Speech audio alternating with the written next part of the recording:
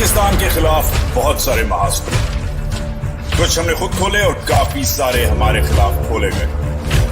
आज के महाज शफाफियत के नाम। बिस्मिल्लाहिर्रहमानिर्रहीम, अस्सलाम वालेकुम। मैं हूं वजाद सईद खान। ताखीर के लिए माफी। अभी से कुछ मिनट पहले एक बहुत इंपॉर्टेंट ब्रीफिंग हुई है अमेरिकी स्टेट कनेटिकट के लेजिस्लेचर में, कनेटिकट की लेजिस्लेटिव बिल्डिंग में, जिधर कनेटिकट की कांग्रेस है, उधर अपनी साख की पहली ब्रीफिंग हुई है, जिसमें मैं, doctor Moeed Pirzada, American journalist Ryan Grim और Pakistani human rights advocate Mahlaka Samdani ने सेनेटर सऊद अनवर, जो पाकिस्तानी निजात सेनेटर हैं कनेटिकट की कांग्रेस में, उन्होंने अभी एक ब्रीफिंग की है। ये ब्रीफिंग दीगर मेंबर्स ऑफ कांग्रेस ने रिमोटली देखी है और ये अपनी साख की पहली ब्रीफिंग है जो इस्लामाबाद के मैसेकर को, इस्लामाबाद के सानेहे को, इस्लामाबाद के क्रैकडाउन को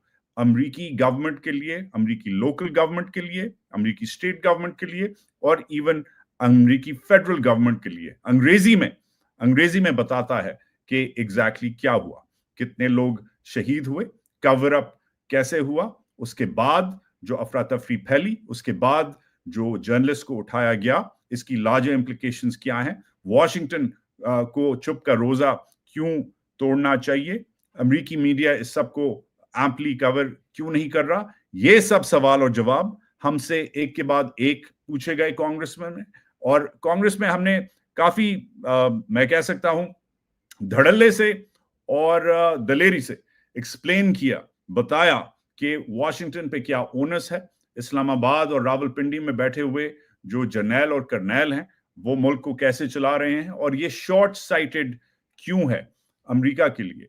इंपॉर्टेंट डिस्कशन है। हम सब अंग्रेजी में बोले हैं, मोईद और मैं और रायन ग्रिम, ऑब्वियसली क्योंकि हम बात ये कर रहे थे, मगर इसका खुलासा मैं इसके बाद आपको साथ साथ देता रहूंगा। और ये इसलिए इंपॉर्टेंट है क्योंकि ये पहली बार हुआ है। जो इस्लामाबाद में हुआ है अब इस्लामाबाद तक नहीं रहा।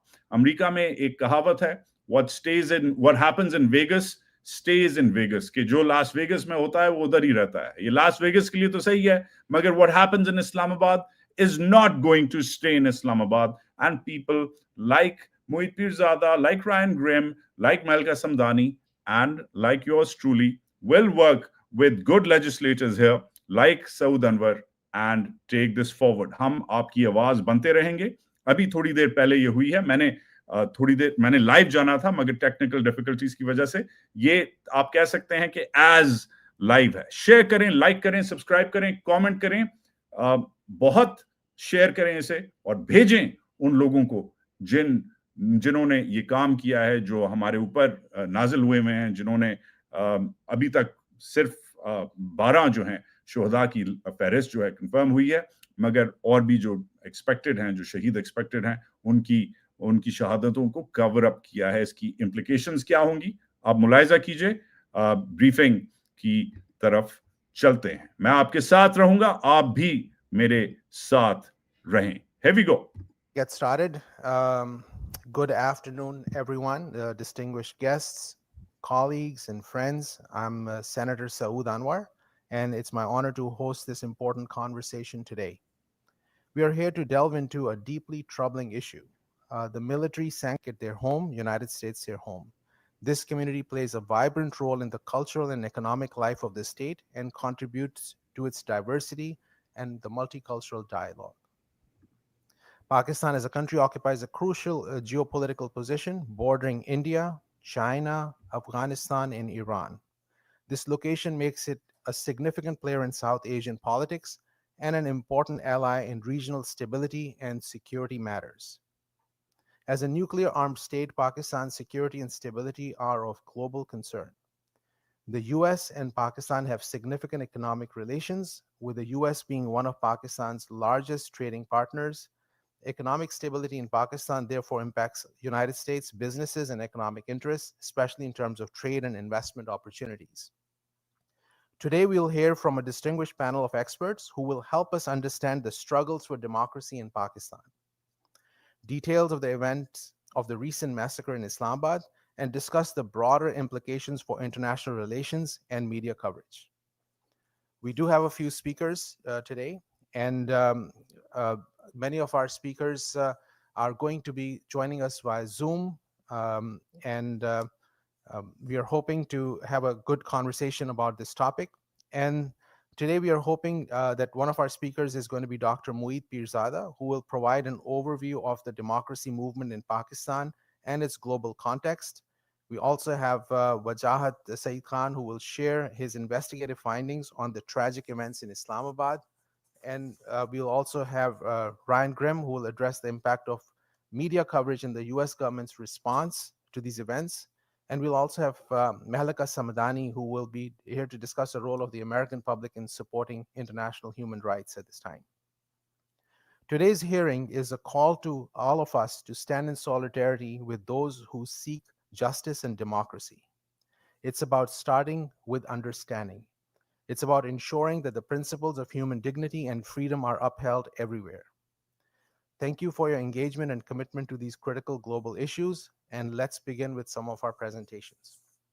I do know that one of our first speaker was Moeed Pirzada, but I do not see him joining here yet, but he just messaged he was traveling, and he's just in Washington, D.C., just arrived. He's going to be joining us shortly.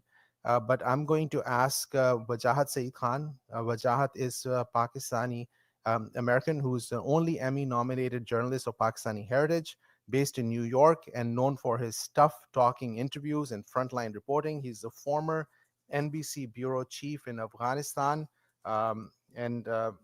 Wajahat is also a fearless individual who instills fear in the people he speaks to and speaks about at times. And he has about over 500,000 some people who are listening into our conversation as well, along with the people in the state of Connecticut. So Wajahat, welcome. Thank you for joining us, and you're on. Good morning. Thank you, Senator. Thank you for doing this. This is essential. It's important. It's critical because it concerns all of us. I was hoping to live stream this, but because I am jumping the queue, I am going to take advantage of winging it and recording this at a later time. People in Pakistan are listening to this, as well as people in the great state of Connecticut. I have a long tradition, a long relationship with Connecticut. I audited some classes at Yale when I was a college student here in the US. That was around 2 decades ago. That was a very different time. Pakistan's military was quite cozy with the US administration then. But at least at that time, the US administration was not tolerant of all the things the Pakistani military was getting up to. There was a different dictator then. There's a different military leader now. At that time, the US was very congenially and very politely egging Pakistan into the right directions of progress, of liberalism. That has stopped today. It's been around a week since a military-sanctioned massacre has been conducted by security forces, which include Pakistan's regular infantry troops, special forces troops, paramilitary rangers, paramilitary frontier corps personnel, and police. Now, overall, the numbers of security troops deployed in Islamabad and its environs is estimated to have been above 50,000. That is almost a man-to-man coverage of the protesters who started marching from different parts of Pakistan across the board, but most of them coming in from the northwestern Khyber Pakhtunkhwa province, which is the political hub of ousted and now incarcerated Prime Minister Imran Khan. There was around a two-week heads up given by Khan, who's been incarcerated for over a year now on flimsy charges, which the international media has rejected. Most Pakistani courts have rejected these charges. In fact, there are no charges. He is just under arbitrary detention as of this latest report to you. Anyways, Khan had given a heads up to the authorities and called this a final call of freedom of protests. The PTI, which is not just Pakistan's biggest political party and most popular political party, but is also possibly Pakistan's only national political party. And we saw that effect take place as people from Karachi, which is around almost 1,000 kilometers from the capital, marched, as people from Balochistan, which is about as far away from the capital, march. The fact that most of the participants, estimated to be around 50, 60,000 by most independent estimates, came in from Imran Khan's political hub over a 2 to 3 day slow trek was a logistical feasibility. But it was also actually delayed, even though it's just a 3-hour or a 2.5-hour drive from Peshawar, which is the capital of Khyber Pakhtunkhwa, to Islamabad. This march actually took almost 2 to 3 days. Why? Because all sorts of roadblocks, all sorts of obstacles were in place, implemented one after the other by the federal and Punjab governments, which are the political hub of the ruling political alliance run by the Pakistan Muslim League, as well as the Pakistan People's Party and other political parties. Anyways, that's where the protests context comes in. But other things happened on the way as well. Thousands of rounds of tear gas, thousands of rubber bullets were fired. There was a battle of attrition as people who were simply marching for their rights, people who were simply marching for all sorts of freedoms, whether it is the freedom to assemble, whether it is the freedom to vote, whether it is the freedom to express themselves freely, or even fighting a new wave of suppression, which is digital and internet freedom in Pakistan. There were people not just from the PTI, but all sorts of walks of life.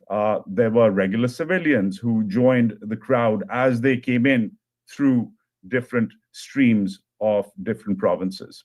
And then, as they arrived in the capital, around the late afternoon, the middle to late afternoon period in Islamabad, the capital of the world's 5th largest country, well, the world's 5th largest army was ready for them. There was a long avenue, ironically named Jinnah Avenue, which is after the founding father of Pakistan. And on this avenue, these people found themselves to be fish in a barrel, being shot just to that effect, being picked off as they slowly marched with sniper rifles, weapons grade, ready for war gear. We have ample documentary evidence about automatic weapons used, from the BBC to Reuters to Al Jazeera to the New York Times. The reports vary, but there is convergence on the following facts. There were at least 12 casualties, fatalities reported. There were at least 60 to 70 other GSWs or gunshot wounds reported. There was the crackdown happened in 2 phases. First in the afternoon, and then in the dark of the night, when a complete blackout was implemented in this area. The internet was shut down. People were gassed. And then even the property that they got with them, like vehicles, were set ablaze and destroyed. The chief minister of Khyber Pakhtunkhwa, who is an elected official and the right-hand man of Imran Khan, claims that his car was attacked with live ammunition. Now, the use of live ammunition is a complicated venture when it comes to battling riots. The UN is very strict about the use of proportionality and very strict about the conditions that must go with that proportionality, especially if this is for protective measures, then it's allowed. There were no protective measures required. The marchers were unarmed. They did not have what you would call any sorts of arms, even though the military-backed regime at this point has been pushing a narrative and circulating older videos of other marches which were armed. So firstly, the propaganda began just around the night of the massacre. Now, then another question is, what is a massacre? And this is something we've been debating. The organizers of this debate have been actually talking about this as well. Is it 5? Is it 10? Is it 50? It depends on how you look at it. But as far as I'm concerned, the numbers are not clear. The government claims that zero casualties, 0 people have been killed. This is unbelievable. Coming from the Interior Minister and the Information Minister, this is a glaring oversight of the facts. The several newspapers and the latest report, which I wanted to share, and I will be doing that in the group chat if you're up for it, is by Al Jazeera, which lists out the dead who are not counting. And at least 12 of these victims have been named and identified. Different hits to the head with firearms, different hits to different parts of the bodies, all belie the rules of engagement when it comes to riot control. As anybody who's covered or has been involved in political protest, when armed police or security personnel are deployed, their job is not to kill people, but to control people. But headshots obviously indicate, especially when they are executed with sniper weapons, which are designed for anti-personnel use, go on to indicate something more sinister. But the story doesn't end there. Hospitals were advised, government-run hospitals were advised not to release the list of the dead or the wounded. This is abysmal. It's horrific, but not as horrific as the fact that when the relatives of these gunshot victims turned up from different parts of the country to claim the bodies of their loved ones, they were denied access and only given access on one premise, that they have to sign an affidavit saying that they will not be filing charges against the state. So what you have here is, first you kill people, and once they're dead, you don't release their names and data. And then on top of that, when the loved ones come to collect their bodies, you tell them that don't tell anyone, don't fight this. The mainstream media in Pakistan has blatantly failed to report on this. Independent media, like my channel, as well as the channels of other experts and publications of other experts like Mohit Pirzada and Ryan Grimm, have been the leading line of reporting on this. But again, we are undergoing our own pressures when it comes to transnational suppression, which is a whole other debate, which I hope we come to in this briefing. But overall, here are the facts recapped. There was a massacre in Islamabad. It was conducted either directly by the military or military-backed troops. How do we know that? We saw them in uniform. How do we know that? We saw weapons seized and procured from the melee of the riot by the protesters themselves. These weapons had no place at all when it comes to riot control, considering the type, grade, and categorization of the weapons. And when the massacre was conducted, first slowly in the course of the afternoon on the 26th, through sniper fire, picking one protester off after the other, and then in at least a 20-minute melee in a blacked out corner of this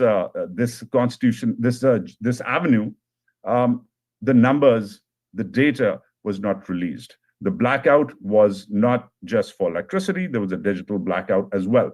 And once the dust had settled down and the fog of war had subsided, something else happened, something more sinister. The numbers were fudged. The data was hidden. Journalists who were trying to figure out who to call, which hospital had housed which bodies, those journalists were abducted themselves. This is a tragedy. It's a travesty. It must be condemned.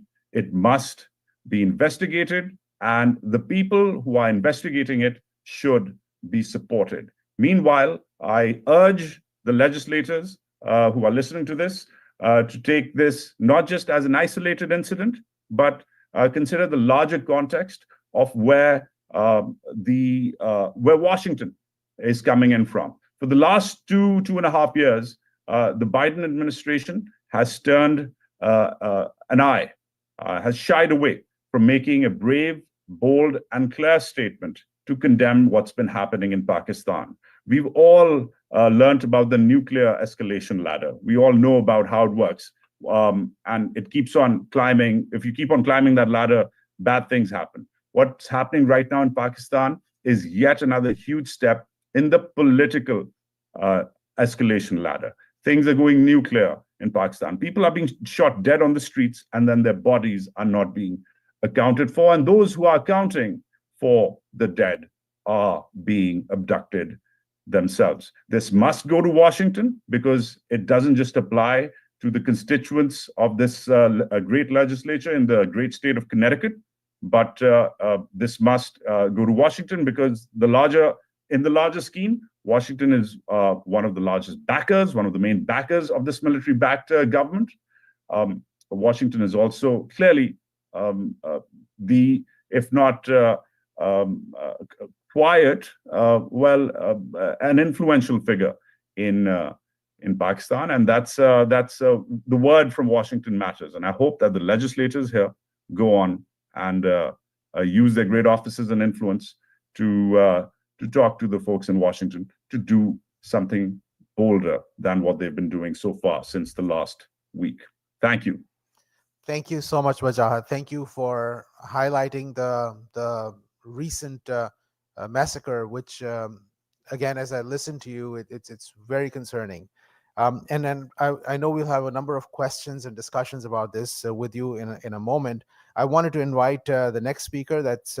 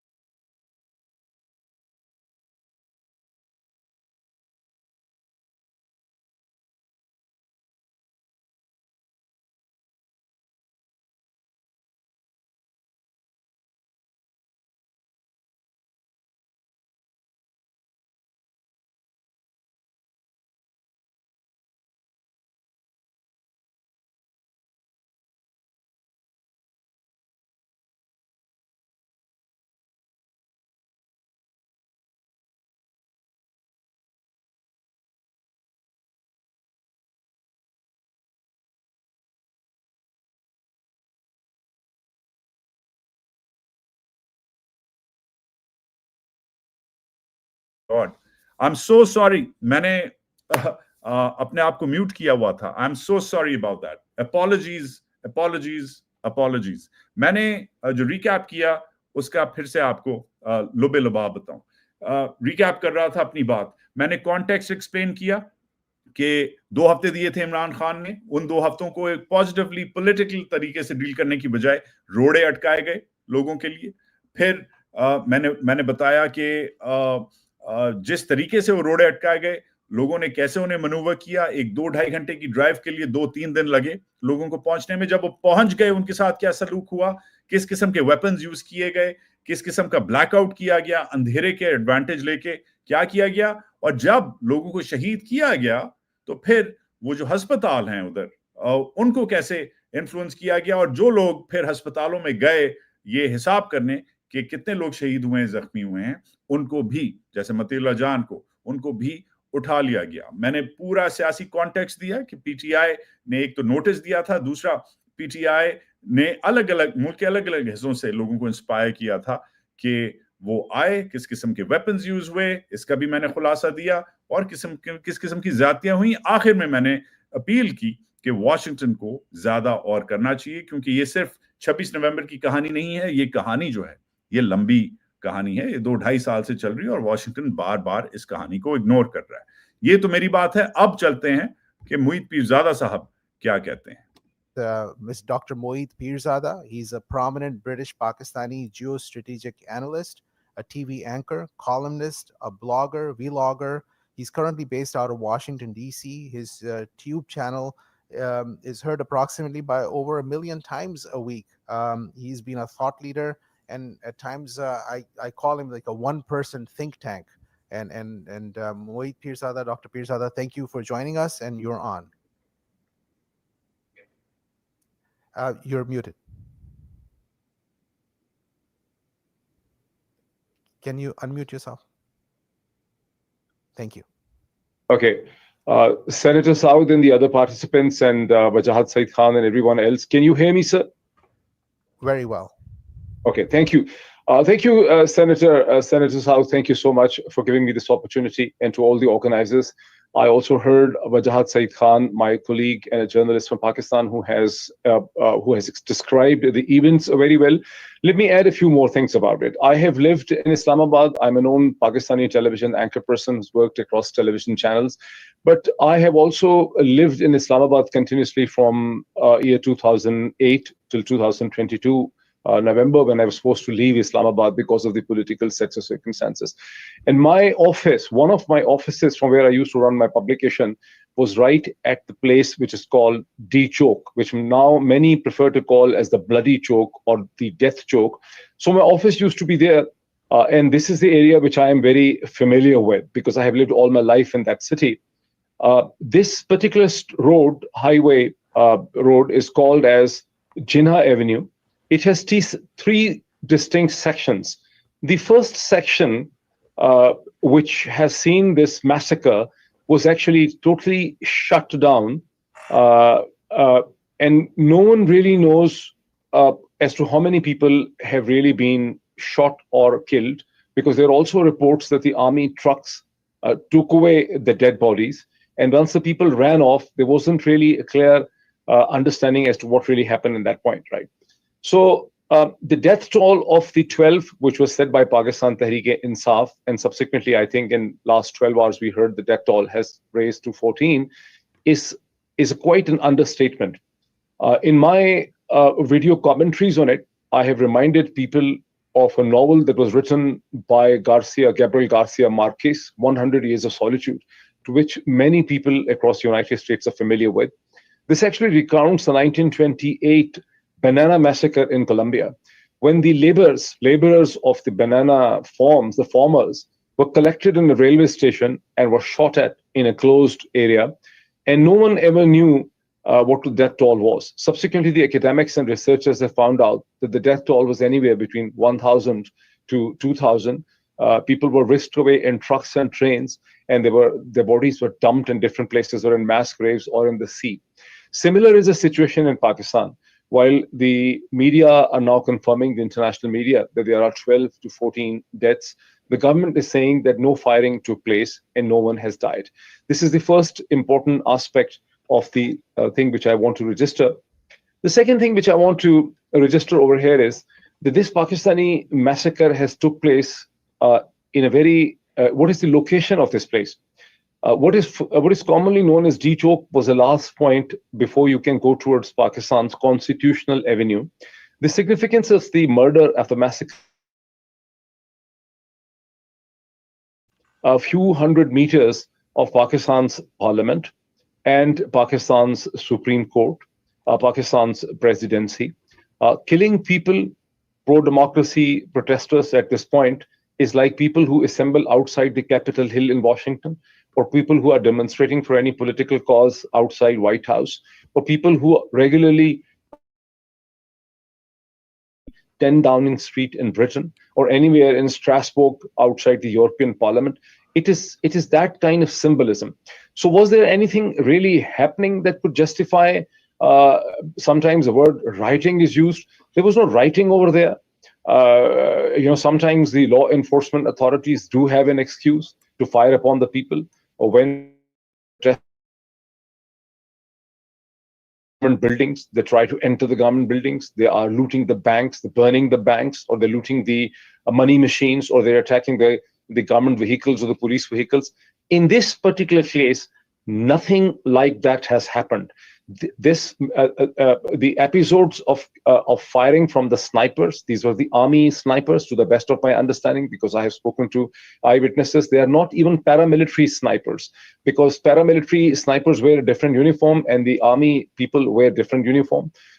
We have reason to believe this thing, that these were actually regular army troops, not police, not the paramilitaries that were brought. And there's also evidence to suggest, and statements coming from responsible politicians in the opposition, that they were used special military grade weapons for this. And so there was no cause.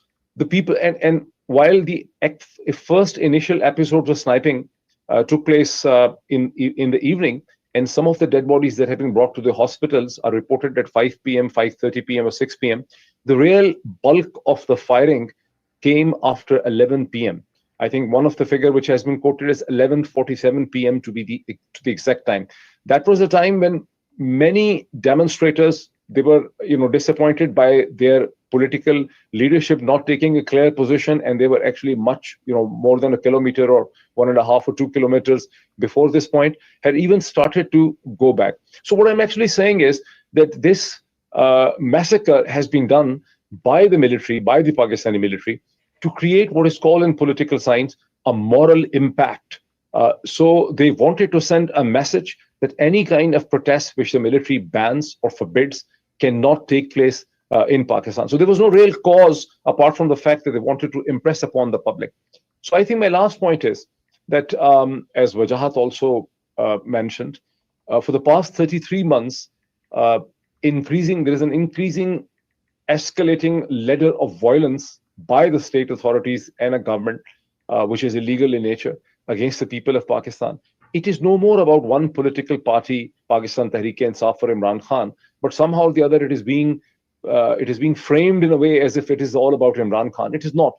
It is actually about the nature of Pakistani regime, which is a military regime run by the generals, and its atrocities against the people of Pakistan in the 5th largest nation state in the world, which is the 2nd largest Muslim nation state with 250 million approximately population, has been totally ignored by the executive branch in Washington. Yes, the notice has been taken by the US senators and by the US congressmen, and many of them in the last 30 plus months, have gone to Twitter, have passed the statements, the resolutions, have attended the seminars, and there is, of course, the House Resolution 901 regarding the political situation and the nature of elections in Pakistan, asking for accountability and pressing upon the Biden administration.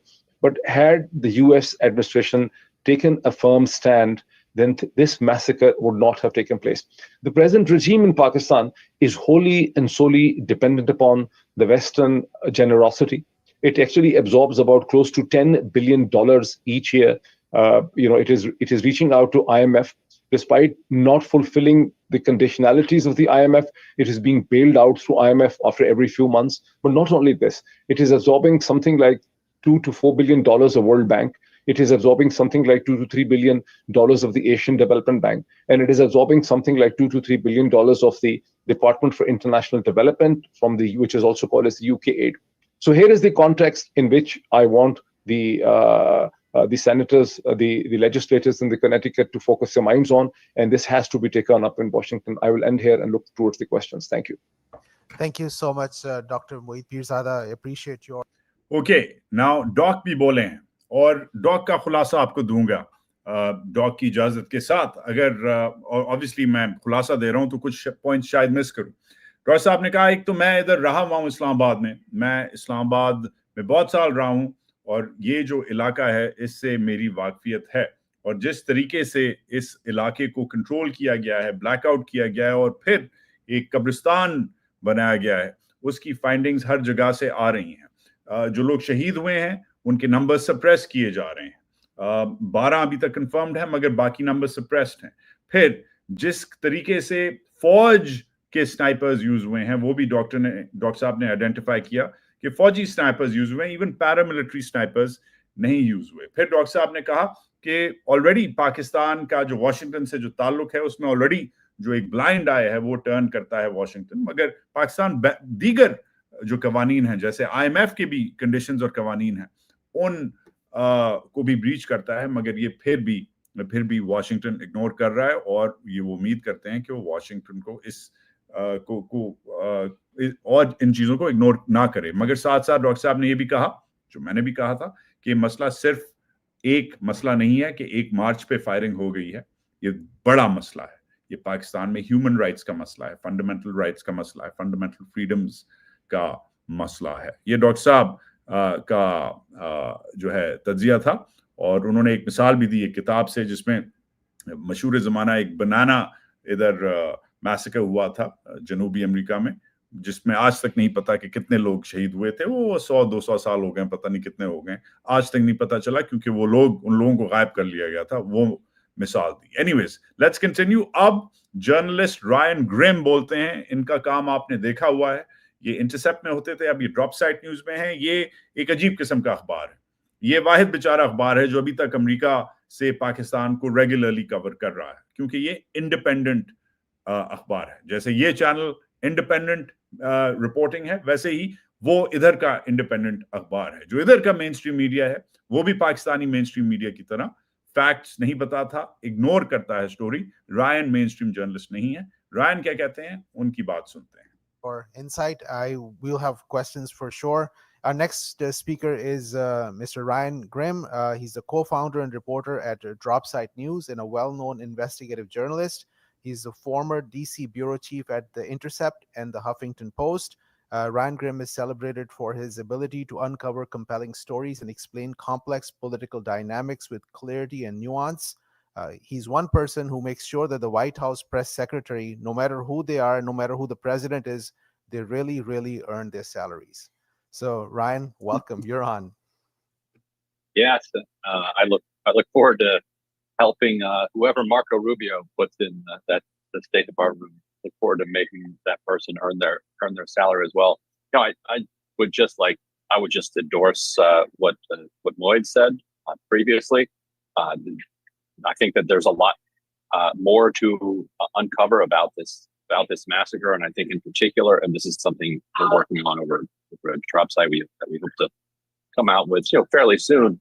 I believe that this was, and all indications are that we're getting from our sources over there, that this was a premeditated massacre, that this was planned from the top, that this was not just something that kind of went a little hairy at the end and had a few kind of people on the ground making split decisions. And I think people need to understand how it is that the military-backed government could, or the military itself could. Ryan ने एक बहुत important बात की है, मैं उनकी बात काट रहा हूं, मगर अभी आप सुनेंगे बाकी उनकी बातें। मगर इधर बहुत इंपॉर्टेंट बात की है जो दोनों, ना मुईद ने की ना मैंने की, और ये बहुत इंपॉर्टेंट बात की है कि ये एक प्री मेडिटेटेड मैसेकर था। मतलब कि ये प्लान कत्लेआम था। एक तो कत्लेआम हो जाता है ना कि फटा हो जाए, लोगों का दिमाग खराब हो जाए, और उस मतलब मसले की सूरत में कि लड़ाई हो रही है, झगड़ा हो रहा है, गुस्सा आ रहा है लोगों को, आउट ऑफ कंट्रोल होता है फायर, और लोग उस आउट ऑफ कंट्रोल में, उस झड़प में शायद एक दूसरे के साथ ज्यादा कर लेते हैं, ज्यादती कर लेते हैं। वो तो प्रीमेडिटेटेड नहीं होता। मगर ये जो रायन ग्रिम बात कर रहे हैं कि दस्तावेजी सबूत से नजर आता है कि ये प्रीमेडिटेटेड था, प्लान था, इसकी प्लानिंग की हुई थी, ये पहले से तैयारी की हुई थी। ऐसे आएंगे, इस रोड से आएंगे, इतनी तादाद में आएंगे, उस बिल्डिंग में हम होंगे, उसके पास वो वेपन होगा, उसके पास वो स्नाइपर राइफल होगी, वो टेयर गैस चलाएगा, वो रबर बुलेट चलाएगा, वो मशीन गन चलाएगा, वो ऑटोमेटिक वेपन चलाएगा, वो स्नाइपर चलाएगा, उसके पास नाइट साइट्स होंगी, वो लाइट बंद करेगा, वो धुआं करेगा, वो आग लगाएगा। ये पूरा मंसूबा बना हुआ था। तो एक प्री मेडिटेटेड मैसेकर इसको कहना, ये बहुत बड़ा क्लेम है, और जो दस्तावेजी सबूत है उनसे नजर आता है कि सही क्लेम है। तो ये जो बात है, ये इन्होंने एक नई बात की और ये बड़ी खौफनाक बात है कि रियासत ने प्लान करके कि ये होगा कत्लेआम और प्लान तरीके से कत्लेआम होगा, ऐसे होगा, और अस्पतालों को ऐसे चुप कराएंगे, फिर जर्नलिस्ट को ऐसे चुप कराएंगे। सिर्फ कत्लेआम नहीं, उसके बाद भी जो हुआ है वो भी इन्होंने प्लानिंग से सब किया है। आगे सुनते हैं।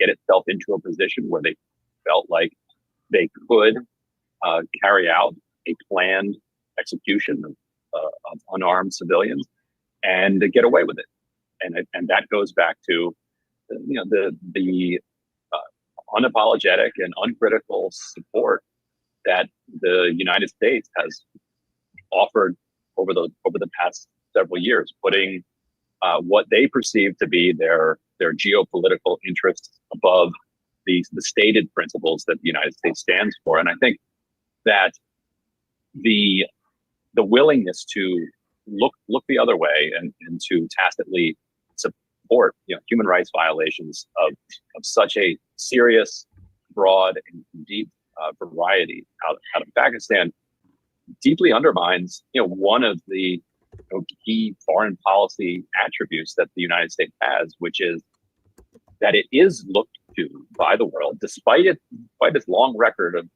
operating contrary to its stated principles. Its stated principles are so universally held in aspiration that it stands as a beacon for the world.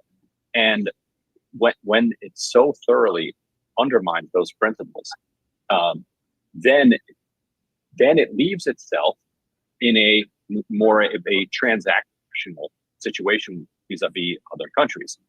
इधर रायन अपनी ऑडियंस से बात कर रहे हैं कि बहुत अमेरिका को बहुत सारे लोग, बल्कि पूरी दुनिया अमेरिका को एक बीकन की तरह से, एक रोशनी की तरह देखती है, जो आज़ादी, जो जमहूरियत का एक निशान है, का एक सिंबल है। मगर जब अमेरिका चीज़ों को ट्रांजैक्शनल कर देता है,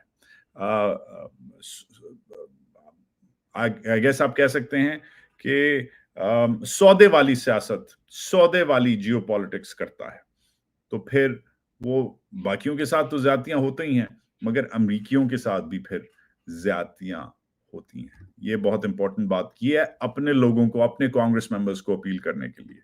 China, for instance, does not go around saying that it is going to preach the virtues of democracy and human rights. But China is going to engage in transactional relationships with other countries. And so if the United States gives up the moral high ground, now they're stuck negotiating with other countries on China's transactional terms. And the United States is not equipped to win those. So I think even in its own terms, I think the U.S. policy is failing in moral terms, and in the terms that the United States set out for itself. It is quite obviously failing in a truly appalling way. The media, which I am a part of here, has effectively ignored for the most part.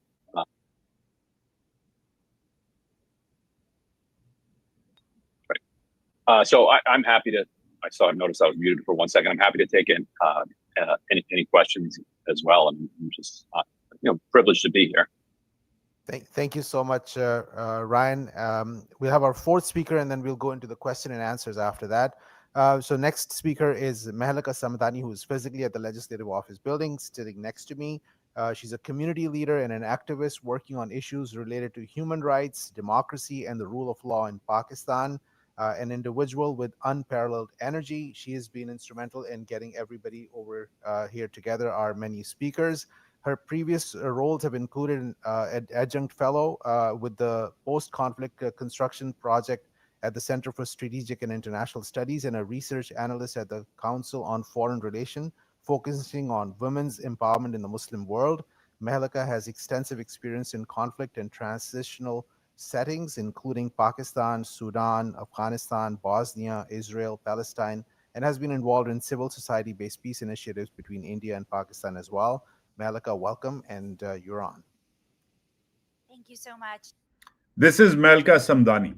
ये एक जबरदस्त खातून है, Pakistani American है, और इनका जो काम है वो अनपैरेलल्ड है, आजकल बहुत जरूरी है। ये जो अलग अलग आप देखते हैं कि कांग्रेसमैन जो लेटर्स लिख रहे हैं या यूएस कांग्रेस में रेजोल्यूशन पास हो रहा है, ये उस मुहिम का हिस्सा है। अब ये जो मुहिम चल रही है इधर, जो पाकिस्तानी अमेरिकन डायस्पोरा जो कर रहा है, इसको कंटेक्चुअलाइज करना बहुत जरूरी है, क्योंकि हम वैसे तो हैं तकरीबन 1.2 मिलियन पाकिस्तानी अमेरिकन हैं। कोई टेक बिलियनर है तो कोई टैक्सी ड्राइवर है, कोई डॉक्टर है तो कोई वकील है, कोई मेरे जैसा जर्नलिस्ट है, कोई आप जैसा 7-Eleven ओनर होगा। मगर हमारा मसला है कि हम बहुत डिसऑर्गेनाइज्ड रहे हैं, हम अलग अलग स्टेट्स में रहे हैं। हमारे जो बड़े गढ़ हैं उसमें न्यूयॉर्क जिधर मैं हूं, फिर वॉशिंगटन, फिर टेक्सास, फिर कैलिफोर्निया और फिर शिकागो, ये 4-5 हमारे गढ़ हैं। हम वैसे तो 50 की 50 स्टेट्स में होते हैं, मगर महलका जो है वो उन चंद पाकिस्तानियों में से हैं जो हमें बेहतर तरीके से अब ऑर्गेनाइज कर रही हैं। वरना पाकिस्तानी जो डायस्पोरा है वो तितर बितर रहता है। कोई उधर जुम्मे की नमाज पढ़ता है, कोई अरशद शरीफ के लिए विजिल करवाता है, कोई यूनिवर्सिटी में लेक्चर दिलवाता है, कोई ह्यूमन राइट्स के लिए मार्च करता है, कोई आसिम मुनीर की तस्वीर लगा के पाकिस्तान एम्बेसी के सामने ट्रक पे खड़ी कर देता है। मगर महल का सब लोगों को सेम पेज पे ला रही हैं। तो इनकी बात जो है वो इसलिए इंपॉर्टेंट है क्योंकि ये भी जो लेजिस्लेटर्स हैं, जो पब्लिक पॉलिसी वाले हैं, उनको समझाने के लिए कि पाकिस्तानी अमरीकी के साथ क्या जातियां हो रही हैं, जो उधर की रियासत, आपकी रियासत, हमारी रियासत कर रही है। सो लिसन इन, बड़ा कॉन्टेक्स्ट इनका जरूरी है कि कौन खातून है। Senator Anwar, good afternoon, everyone. Again, Senator Anwar, thank you so much for organizing this very important hearing. Thank you so much for, is that better? For organizing this very important hearing in the Connecticut State Legislature on the recent massacre in Islamabad.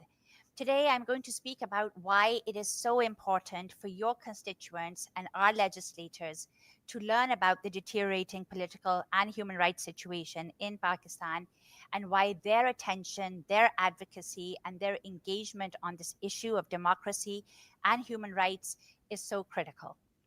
We just heard in great detail about the horrific events of November 26th, in which Pakistan's security forces used lethal weapons against unarmed civilians. Although this most recent aggression appears especially severe, this is not the first time the Pakistani military leadership has targeted its own citizens. In 1971, it engaged in mass slaughter of its Bengali citizens in East Pakistan to suppress their quest for greater autonomy. In recent decades, it has abducted, tortured, and killed thousands of Baloch, Sindhi, and Pashtun nationalists, and this continues today. In the US war on terror, it disappeared thousands of Pakistani citizens, sending many to CIA black sites without charge or trial. As you have heard today, over the past couple of years, the Pakistani military and the regime it backs have muzzled the media, assaulted pro-democracy activists, engaged in transnational repression, arbitrarily shut down the internet and mobile services, intimidated and threatened high court judges, and have continued to abduct and disappear civil society activists. As Americans, we deem our democratic norms and ideals to be sacred. We deem sacred our right to peaceful protest, freedom of speech, freedom of assembly, and freedom of expression. We cherish these values, and we will do all we can here in this country as American citizens to uphold them. It is therefore just as important for us to ensure that our government, the US government, does not undermine these values in other parts of the world. And yet, for far too long, successive US administrations have strengthened ties with Pakistan's military to pursue their Cold War and counterterrorism agendas. This has not only enriched and emboldened the Pakistani military, but has undermined the rule of law, due process, and human rights in the country. Once a venerated institution in Pakistan, the military is now viewed with contempt by millions of Pakistanis in the country and in the diaspora. It is no longer sustainable for the US government to continue its support of the Pakistani military and risk its long-term relationship with a population of 240 million 2/3 of which is under 30. Also, as American citizens, and I'm making this appeal to everybody who's listening in today from the state of Connecticut and across the US, we can no longer ignore our government's misguided policies abroad because we know they have far-reaching consequences for Americans here at home. They do not make us safe, as we have seen with the emergence of Al-Qaeda, the Taliban, and ISIS. It is therefore high time for US taxpayers, legislators, human rights defenders, and media outlets to question the US administration's willingness to sacrifice democracy and human rights concerns on the altar of strategic interest. American taxpayers should not have their hard-earned dollars finance brutal regimes. Not only is this against our values, it is against our laws. For instance, the Leahy laws, which prohibit Congress from authorizing funds to militaries that violate international human rights standards. While not yet verified, there are reports that some of the weapons used, the war-grade weapons used against the protesters in Islamabad, were American-made Remington 700 rifles. I urge everyone listening to call on Connecticut's congressional delegation and also the 2 senators and request them to call for an independent investigation into the slaughter that took place on November 26th and the subsequent alleged cover-up. This will be consistent with Amnesty International that issued the following statement. Amnesty calls for a prompt, thorough, impartial, effective, and transparent investigation into the deaths and injuries of protesters, as well as the unlawful use of force, including lethal and less lethal weapons by security personnel. Once this investigation has taken place, American constituents should call on their representatives to impose sanctions, visa bans, and asset freezing against those in Pakistan's military leadership who authorized the use of lethal force against unarmed protesters. This will be consistent with a congressional letter to President Biden that was signed by 62 congressional Democrats, including Representatives Hayes, Larson, Courtney, and DeLauro, that called for visa bans and asset freezes against individuals like General Asim Munir, who are implicated in human rights violations. Finally, this is a pivotal moment, not just for the people of Pakistan, but for us as Americans to show our commitment to democratic norms, human rights, rule of law, and due process. Nothing will make a greater mockery of our values if at this critical juncture we choose to remain silent. जबरदस्त। और अगर explain किया जाए कि क्या फरमाया इन्होंने, इसका खुलासा सुनना बड़ा जरूरी है, क्योंकि ये एक्चुअली अमेरिकन लेजिस्लेटर्स को एक्सप्लेन कर रही हैं कि ये जो जिन बनाया है जिसका नाम पाक फौज है, ये करता क्या रहा है। ये सिर्फ 26 नवंबर को इसने अपने लोगों पे अटैक नहीं किया, मगर पूरी तारीख की अक्कासी की कि 1971 में बंगालियों पे भी अटैक किया, बलोचों पे अटैक किया, पठानों पे अटैक किया, और फिर ऑफ कोर्स इवन जो काउंटर टेररिज्म की जंग है, जो अमेरिका के साथ वॉर ऑन टेरर थी, उसमें भी अपने लोगों को भर भर के अमेरिका की ब्लैक साइट्स पे, CIA की ब्लैक साइट्स पे तावान के लिए इन्होंने बेचा। और अब क्योंकि वो जंग तो खत्म हो गई है और पाकिस्तान फिर भी एक जियो स्ट्रेटेजिक एलाय है, अब क्या हो रहा है, अब अमेरिका के कवानीन की खिलाफ वर्जी हो रही है, क्योंकि वो वेपन्स, वो इमदाद जो अमेरिकी पाक फौज को देते हैं, वो खुद पाकिस्तानियों के खिलाफ इस्तेमाल हो रही है। ये सिर्फ गैर अखलाकी नहीं है, ये गैर कानूनी भी है। और उस कानून का नाम लिया, जैसे लेही अमेंडमेंट का नाम लिया, वो कानून का नाम लिया जो लागू होता है अमेरिकियों पे कि आप गलत वेपन्स, मतलब इतने खौफनाक वेपन्स गलत लोगों को नहीं बेच सकते। उन्होंने कहा कि एक साफ शफाफ इन्वेस्टिगेशन होनी चाहिए। जो एमनेस्टी इंटरनेशनल, जो दुनिया का सबसे बड़ा इंटरनेशनल ह्यूमन राइट्स वॉचडॉग है, उसने भी ये डिमांड की है। दुनिया के सबसे बड़े ह्यूमन राइट्स वॉचडॉग ने कहा है कि साफ शफाफ इन्वेस्टिगेशन होनी चाहिए, और जब वो होगी तो फिर आप पे लागू है। इन्होंने अपील की लेजिस्लेटर से कि आप जनरल आसिम मुनीर और उनके जो बाकी दीगर और छोटे हैं जिन्होंने ये ज्यादतियां की हैं, उनके खिलाफ आप सैंक्शंस लगाएं, उनके वीजे बैन करें, उनके एसेट्स फ्रीज करें। बहुत ही जामे और बहुत ही तगड़ी और मस्ट से बहुत ही बोल्ड इन्होंने डिमांड की है। क्या होगा इस डिमांड का, वी डोंट नो, मगर इन्होंने अखलाकियात की सियासत की जरूरत की बात की है। ये तो हो गई पाकिस्तानी अमेरिकन डायस्पोरा की रिप्रेजेंटेटिव। तो अभी तक मैं बोला, मुईद बोले, रायन बोले और महलका बोली। अब क्या होता है, अब देखें कि सेनेट में हम अब क्या करते हैं। Thank you so much, Malika. Very clear and very powerful message from each and every one of you. I wanted to ask this first question, and Ryan, you touched on it, but anyone else can answer that too, along with you.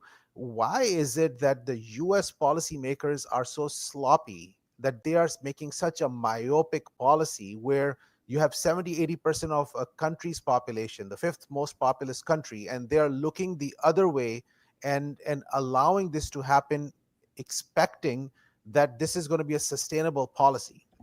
So they're smart people. I have difficulty understanding why such smart people make such poor policies. सवाल बड़ा अच्छा है senator south से। पूछते हैं Ryan Grimm से कि भाई मुझे ये बताओ कि यार ये जो वॉशिंगटन में लोग बैठे हैं ये तो पढ़े लिखे लोग हैं, संजीदा लोग हैं, स्मार्ट लोग हैं, ये ऐसी बेवकूफी क्यों कर रहे हैं कि एक सिर्फ ये मसला नहीं है जो 26 नवंबर को हुआ है, इतने सालों से ये क्यों इग्नोर कर रहे हैं? पाकिस्तान के बारे में इन्होंने इतनी शॉर्ट साइटेड पॉलिसी, इतनी मायोपिक पॉलिसी क्यों बनाई हुई है? अच्छा सवाल है ना? ये भाई ये हार्वर्ड और येल के पढ़े लिखे ये लेजिस्लेटर्स हैं, पढ़े लिखे लोग हैं, वोट लेके आते हैं।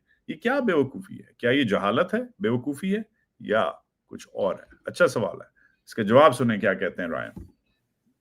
Anyone, Ryan, you can start, and Moeed and Bajahat can jump in. Yeah, I'll make two really quick points, and then I'm sure the others have much more elaborate thoughts on this. But I think on the one hand, I think from the State Department's perspective, we're talking about Recording in inertia. progress. Like the United States State Department is used to dealing with the Pakistan military. Like that is what they have known, and that's what they've always known, and that's what they're comfortable with. They're used to civilian governments being weak, being ineffective, being pushed out when they're inconvenient or completely decapitated, and so I don't think they're even thinking necessarily. It's just is just what they're used to doing. And I think on Capitol Hill, the members of Congress defer very heavily to the State Department when it comes to these questions, especially if there's no cross pressure.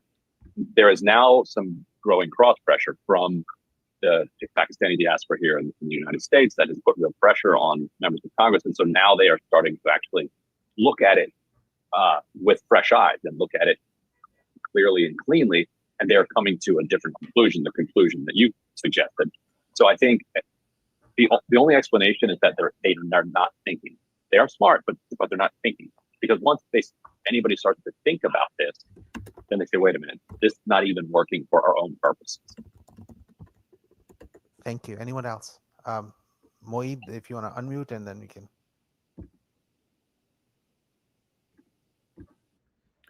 Ryan ने एक interesting बात की, simple सा जवाब दिया। Ryan ने कहा कि ये जियो स्ट्रेटेजिक पर्पसेस के लिए ये सोच रहे हैं कि उधर अफगानिस्तान है, उधर ईरान है, उधर चाइना है, उधर तालिबान है, उधर आईसिस है वगैरह, ये फौज इसलिए जरूरी है और इस फौज को टॉलरेट करना इसलिए जरूरी है। मगर एक बड़ा मसला दरपेश है और ये लोग खुद सोच नहीं रहे, वॉशिंगटन में लोग सोच नहीं रहे, सिर्फ उसी ही छोटे ही लेंस से कि भाई फौजी जो हैं बड़े तगड़े हैं और ये अजीब सा खौफनाक सी रीजन है और इसलिए फौजियों के साथ काम करना जरूरी है, तो बस फौजी जो कर रहे हैं उनको करने दो। They're not thinking clearly, ये रायन ने कहा है, ये रायन का खुलासा था। अब डॉक क्या कहते हैं, मुईद पीरजादा क्या कहते हैं, उनकी बात सुनते हैं। So, Senator South, can you hear me now? Very well. Yes. I heard Ryan Grimm. I think he has actually made a very substantive comment as to what is really happening over here. I have also been trying to meet the officials of the Department of the State and the other people that work in the US government, off the record. And I have also been reading about this subject a lot. I studied international relations at Columbia University 24 years ago in New York. The whole relationship between Pakistan and the United States has been contingent since 1955 on the military-to-military relationship. And this is also an intelligence relationship. So within Washington, the Pakistani military exercises influence through CENTCOM, the Central Command, and through Central Intelligence Agency, CIA, and also Department of the State. So what they have actually found, as Brian mentions, it is very convenient for them to take up the telephone and talk to the army chief. Even when there are, on the face of it, there is a civilian elected government in Pakistan, the United States administrations have actually gone through and resolved all over whatever the demands are or issues they want to put up on the Pakistani map. They always have dealt through the army chief. So army chief and army chief's other generals and Pakistan's intelligence community, inter-services intelligence, becomes the main conduit of relationship. There has never been a people-to-people, democracy to democracy, or a relationship between, say, the corporations, the business organizations. I think the and everything is deferred as to given the advice or the suggestion or the structured opinion that is coming from CIA and CENTCOM. I think the challenge we have for the Pakistani community and for the legislators is to reach out to those committees that oversee the work of the intelligence, they oversee the work of the CENTCOM, and there we have to put up the argument that in a country which is the second largest Muslim nation, which is the fifth largest nation in the world, with almost 240 to 250 million population, that needs to be dealt in a different way. And given the huge unpopularity of the Pakistani military, this is no more a reliable partner for the United States government to deal with Pakistan. I think this is the approach we have to take now. इसमें भी doctor साहब ने एको किया कि America ने हमेशा एक geo strategic point of view से एक सौदाबाजी वाली सियासत की है कि भाई इनसे इस खिते के इस कुव्वत से काम निकालना है, और इन्होंने जंगों की बेसिस पे पाकिस्तान से डील किया है। और जंग ऑब्वियसली जो है सियासतदान नहीं लड़ते, जंग जो है वो फौजी लड़ते हैं, इसलिए फौजियों से ही बात करो क्योंकि ये अजीब सी रीजन है, अजीब सी ये खिता है। मगर अब जंग जो है वो लोग आपस में फौज के साथ जो है ये जो है इशू है, लोग जो है एक अलग किस्म की जंग लड़ रहे हैं। और डॉक्टर साहब कहते हैं कि हमें, मतलब अमरीकी जो पर्सपेक्टिव है उसको उन्होंने कहा कि हमें इसको बदलना पड़ेगा। ये डॉक्टर साहब का खुलासा था। आई एम श्योर, अब मैं नोट्स नहीं ले रहा, मैं जल्दी कर रहा हूँ, शायद कुछ बातें मैंने मिस की हों। आगे आप अगर करेक्ट करना चाहें या ऐड करना चाहें तो कमेंट में जरूर डालें। बाय द वे, अगर आप एंजॉय कर रहे हैं तो इस फौरी तौर पे सब्सक्राइब करें चैनल को, और शेयर करें और लाइक करें, और फायरवॉल जो लगी है उसका जो है उसका खात्मा करें। बट एनीवेज, अब आगे चलते हैं। So, Melika, you have a comment. Yes, so as has already been mentioned, I feel, Senator Anwar, that the State Department has always found it much easier to communicate with the Pakistani military, but also in very particular terms because of its Cold War strategy, as Dr. Pizada just mentioned, and now for its counterterrorism agenda. It has always relied on the Pakistani military as sort of pursuing or implementing its agenda in the region. And for some reason, the Pakistani military has been somewhat successful in convincing State Department officials that they are their bulwark against the rise of violent extremism, and they are the ones that are going to keep the country stable in order to protect access to nuclear weapons, which is a huge strategic concern of the United States. However, again, you said that they're very smart people, but that comes into doubt when we see how the Pakistani military over the decades, during the Cold War and since then as well, has actively cultivated militant groups to advance its own foreign policy objectives and also domestic policy objectives. And so we know that the Pakistani military has been cultivating these groups. And so for it to present itself as somebody that is going to protect the US from these groups doesn't make any sense. What is encouraging at this point is that despite the fact that successive US administrations have remain sort of mute about human rights violations in Pakistan, the Pakistani diaspora is now so mobilized that is relying on their congressional representatives to build the narrative, a counter narrative in Washington through Congress through their letters, through their resolutions. House Resolution 901, as you saw earlier this year, was passed by 368 votes to 7. And then we've had multiple letters since then, which are calling out the US administration's complicity and silence when it comes to human rights violations. अच्छा, अब इसमें महलका जो बोली हैं वो भी important बोली हैं, फॉलो अप किया। उन्होंने कहा कि डॉक्टर साहब सही कह रहे हैं कि कोल्ड वॉर जो सर्द जंग थी उसके जमाने से अमेरिका की एक खास फौज के लिए हमदर्दी है। जो भी सदर आया है उसने फौज के साथ प्रेफर किया है, मगर ये अब काउंटर टेररिज्म के लिए जो दहशतगर्दी की जंग है इसमें भी इन्होंने ये काम किया है, जिसका खदशा जो है। अब मसला ये है कि पाकिस्तान फौज ने तो एक्चुअली टेररिस्ट्स को हाउस किया है, प्रॉक्सी बनाया है, सपोर्ट किया है। उसका क्या होगा? वो भी एक इंपॉर्टेंट एंगल है कि क्या ये रिलायबल पार्टनर हैं। और ऑफ कोर्स इन्होंने भी मेंशन किया कि पाकिस्तानियों के साथ जो ज्यादती हो रही है उसकी वजह से पाकिस्तानी अमेरिकन डायस्पोरा ऑर्गेनाइज हो रहा है। अमेरिकी रेजोल्यूशन 901 कांग्रेस रेजोल्यूशन जो गर्मियों में निकली थी उसका मेंशन किया, जिसमें क्लियरली लिखा है कि गलत इलेक्शन हुआ है, इसका हिसाब दो। अमेरिकी कांग्रेस ने डिमांड किया है और जो है कांग्रेसमैन ने लेटर्स लिखे हैं। तो ये हम जो बातें कर रहे हैं ये हम कोई ख्याली पुलाव नहीं बना रहे, ये ऑलरेडी बातें काफी अरसे से चल रही हैं और इंक्रीजिंगली आहिस्ता आहिस्ता आहिस्ता एक्सेप्ट हो रही हैं और लोगों को इसको सीरियसली एक्सेप्ट करना चाहिए। डिमांड की है कि इन्वेस्टिगेशन होनी चाहिए, जो ज्यादती हुई है उसकी डिमांड किया है। आगे पूछते हैं, आगे चलते हैं।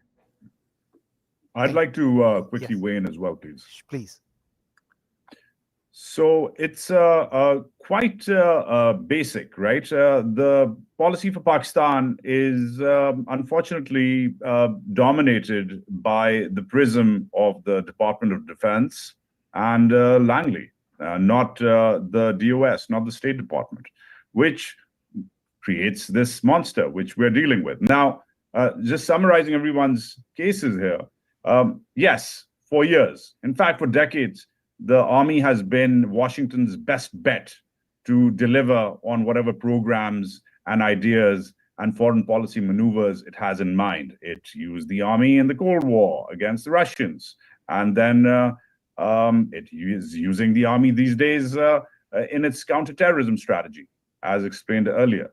But this best bet business seems to be running thin.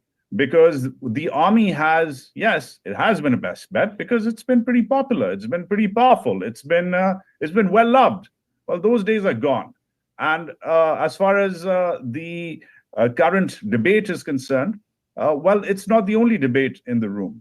The army is at war with the people of Pakistan itself. There are problems with the Baloch population, which is the largest province in that country, the longest running insurgency, which has nothing to do with Imran Khan or PTI or even democracy for that matter. It's a separatist insurgency, is running amok. In fact, they now have women being recruited as suicide bombers there. The Pashtun cause is now merging with violent extremism, with some sort of evidence now coming ahead as the Tehreek-e-Taliban Pakistan, the Pakistani Taliban, ISIS KP, which is the local branch of ISIS there, and angry young Pashtun men and perhaps even women are getting recruited by violent extremist and terrorist groups. Of course, my hometown in Karachi has long had ethnic problems suppressed by a powerful military because of the ethnic nature of that city. Pakistan is at war with itself, and the army is no longer loved or popular, and this best bet business is going to run thin because ultimately what you're looking at is an army with very little control. The state is losing its own writ. There's very little control, and as far as stability is concerned, we're just a hop, skip, and jump away from the merger of more violent extremist groups with more nationalist options. We're just a block or two away from some sort of an attack on a military installation. Pakistan is a nuclear weapons country. It's the only Islamic nuclear weapons state. That is of supreme concern to people in Washington, and they need to start looking at the bigger picture. And even when it comes to their own constituents, this is now beginning to affect Americans and their families here. their businesses there, their properties there. This is now coming home to roost, because while the mute attitude, the blind eye, the turned cheek has worked well for geopolitical purposes, the best bet business is getting really old. It's very 2020. This is a very different Pakistan right now. Okay, so ये Thank you. जो शख्स है, इसके बारे में मैं क्या बोलूं, जिसने बातें की हैं, मगर उर्दू में बात करना आपके लिए समझाना आपको जरूरी है. ये जो शख्स है, इसने ये बोला है कि अग्री करता हूं मैं सब बातों से, मगर इस सब का रीजन था, बेसिस था कि ये एक अच्छी बेट थी. फौज एक जमाने में एक अच्छी शर्त थी. सट्टा खेलता था अमेरिका फौज के ऊपर, और वो सट्टा कामयाब होता था. रूसियों के साथ जो लड़ाई थी अमेरिका की, उसमें वो सट्टा कामयाब निकला. इवन दहशतगर्दी की जो लड़ाई थी जब तक अमेरिका था, वो भी सट्टा फौज के साथ कामयाब निकला. मगर ये जो बेस्ट बेट है, ये जो सट्टा है, ये जो शर्त लगाई है फौज पे कि हम इनके साथ ही डील करेंगे, ये अब शर्त जो है थोड़ी सी लगता है रिस्की हो गई है. इस वक्त फौज बलोचों से लड़ रही है, इस वक्त फौज पठानों से लड़ रही है, इस वक्त फौज मुहाजिरों से लड़ रही है. इस वक्त मैंने और भी दीगर मिसालें दे सकता था, नहीं दी, मगर वाकई सच है. फौज साउथ पंजाब में कॉपर फार्मिंग ला रही है, फौज गिलगित बल्तिस्तान में सप्रेसिव लॉज कर रही है, उधर इस वक्त मसले हैं. फौज ने अभी आजाद कश्मीर में नई रेगुलेशन लगाई है कि उधर नहीं एहतजाज होता, उधर एक हफ्ते के लिए शटर डाउन स्ट्राइक की कॉल हो गई है. फौज शिया सुन्नी मसले को कंट्रोल नहीं कर सकती. फौज दीगर और जो मसले हैं उनको या भड़काती है या फिर उनको डील करने से उनसे गुरेज करती है. तो ये फौज पाकिस्तानियों के खिलाफ अब खुद स्ट्रगल कर रही है. इसका जो रिट है, इसका जो कंट्रोल है, वो नहीं रहा जो वो अयूब खान के जमाने में और ज़ियाउल हक के जमाने में होता था, जब फिर भी शायद लोग थोड़ी बहुत फौज की, इवन मुशर्रफ के जमाने में फौज की इज्जत करते थे. अब वो दिन चले गए हैं, और ये जो सट्टा है, ये जो शर्त है फौज के ऊपर जो लगाई हुई है, ये अमेरिका को महंगी पड़ सकती है. ऑलरेडी महंगी पड़ रही है, क्योंकि अब अमेरिकी फैमिलीज, अमेरिकी पाकिस्तानी निजात फैमिलीज को भी टारगेट किया जा रहा है, इनकी प्रॉपर्टीज को, इनके लोगों को, इनके बिजनेसेस को. ये इस शख्स ने बोला. अब चलते हैं कि आगे क्या डिबेट है. अब इंटरेस्टिंग राउंड ऑफ क्वेश्चंस हैं. Stay with me, share, like, subscribe करें. थोड़ी सी और डिबेट है, बट सुनना जरूरी है, क्योंकि अब डॉक्टर साहब भी गेयर में आते हैं. अब देखें क्या होता है. Wow. This is and I just want to go to a next question, and Connecticut is a special place for a variety of reasons. One of the reasons I would just add is that we have some amazing members of Congress who are relevant right now to this issue, and I'll start with you, Ryan, because I know you have a hard stop at 1:30. We'll continue our conversation. If you can stay for longer, we'd love that too. But we have Representative Jim Himes. He's a ranking member of the House Permanent Select Committee on Intelligence, which plays a crucial role in overseeing the United States intelligence community. And we also have Senator Murphy, who's actively involved in shaping the U.S. foreign policy, especially through his chairmanship in the subcommittee on Near East, South Asia, Central Asia, and counterterrorism. So I'll make sure that they'll listen to what we are saying right now, because they're my friends as well. Would you be able to say what needs to be said that they need to hear with the current ground reality? And then we are going to have this conversation in a open public forum, if you will, so that we are on the record, so that if people make poor choices, they would hear that somebody in a public forum said that this is the way to approach this. So Ryan, you can start and others can join in. अच्छा, senator Saud ने अब basically जो मुद्दा पेश किया है वो कहा है, रायन ग्रिम से पूछा है कि senate intelligence select intelligence committee, जो इधर की जो इंटेलिजेंस की जो कमेटी है, और फिर फॉरेन रिलेशंस कमेटी के लोगों को भी वो इंक्लूड कर रहे हैं, वो भी ये बातें सुनेंगे या सुन रहे हैं, उनको क्या कहते हो? अब ये जो है इधर की जो एस्टैब्लिशमेंट है ना, जो इधर के भाई लोग हैं, ये उनके लिए बात है. और रायन से पहला सवाल पूछते हैं कि इधर के भाई लोगों को उधर के हमारे भाई लोगों के बारे में क्या पता होना चाहिए. Thank you. Sure, and I think Chris Murphy in particular is increasingly well versed on this subject. And Murphy, along with Chris Van Hollen, a senator from Maryland, are among the most respected Democratic senators when it comes to Foggy Bottom. Now, they're not going to matter much over the next 4 years, but they will matter in terms of building democratic support for democracy in Pakistan. I think what we would say to Senator Chris Murphy is, don't just listen to the State Department briefings that you're getting. Speak to people who have spent time in Pakistan. In fact, Chris Van Hall was born in Pakistan. His parents both served there with the State Department with Langley. And so just as Republicans are fond of saying, do your own research. And I think any member of Congress, Republican or Democrat, who does their own research into this question will come away with the right answer. Thank you. Ryan Grim ने बड़ी मुख्तसर बात की, कहा कि अच्छे पढ़े लिखे लोग हैं, इवन जैसे सेनेटर मर्फी हैं वगैरह, जो पाकिस्तान में पैदा हुए हैं, जिन्होंने पाकिस्तान के, जिनके पेरेंट्स भी पाकिस्तान में सफीर थे, ये लोग पाकिस्तान को जानते हैं। मगर मसला ये है कि ये इनकी इस वक्त जो इंफॉर्मेशन है वो महदूद है। कहा कि जो डिपार्टमेंट ऑफ स्टेट है, जो इनका दफ्तर खारजा है, उसकी ब्रीफिंग्स ना सुने आप प्लीज, क्योंकि वो आपको पूरी नहीं बता रहा सिचुएशन जो एक्चुअली पाकिस्तान में हो रही है। खुद से तहकीक करें, खुद से पढ़ें, इंडिपेंडेंट एनालिसिस पढ़ें, देखें, सुने, जिससे आपको समझ आए कि पाकिस्तान में एक्चुअली क्या हो रहा है। क्योंकि इधर भी सिर्फ पाकिस्तान में नहीं, पाकिस्तान में तो इंफॉर्मेशन ब्लैकआउट है, मेन स्ट्रीम मीडिया कॉम्प्रोमाइज्ड है, जर्नलिस्ट जो हैं खरीदे गए हैं, दफ्तर खारजा झूठ बोलता है, इंटीरियर मिनिस्टर कहता है कोई नहीं मरा, इंफॉर्मेशन मिनिस्टर कहता है जो शहादतें हुई हैं वो सिर्फ टिकटॉक पे हुई हैं। ये जो झूठ, फरेब और बकवास है सिर्फ पाकिस्तान में नहीं है। रायन ग्रिम कहते हैं कि इधर भी इंफॉर्मेशन जो है पूरी तौर पे नहीं आती। तो अपील करते हैं सीनियर यूएस पॉलिटिशियंस को, लेजिस्लेटर्स को, कि आप और इंडिपेंडेंट तरीके से पढ़ें। और मैं भी आपसे अपील करता हूं कि आप भी आजाद मीडिया का साथ दिया करें।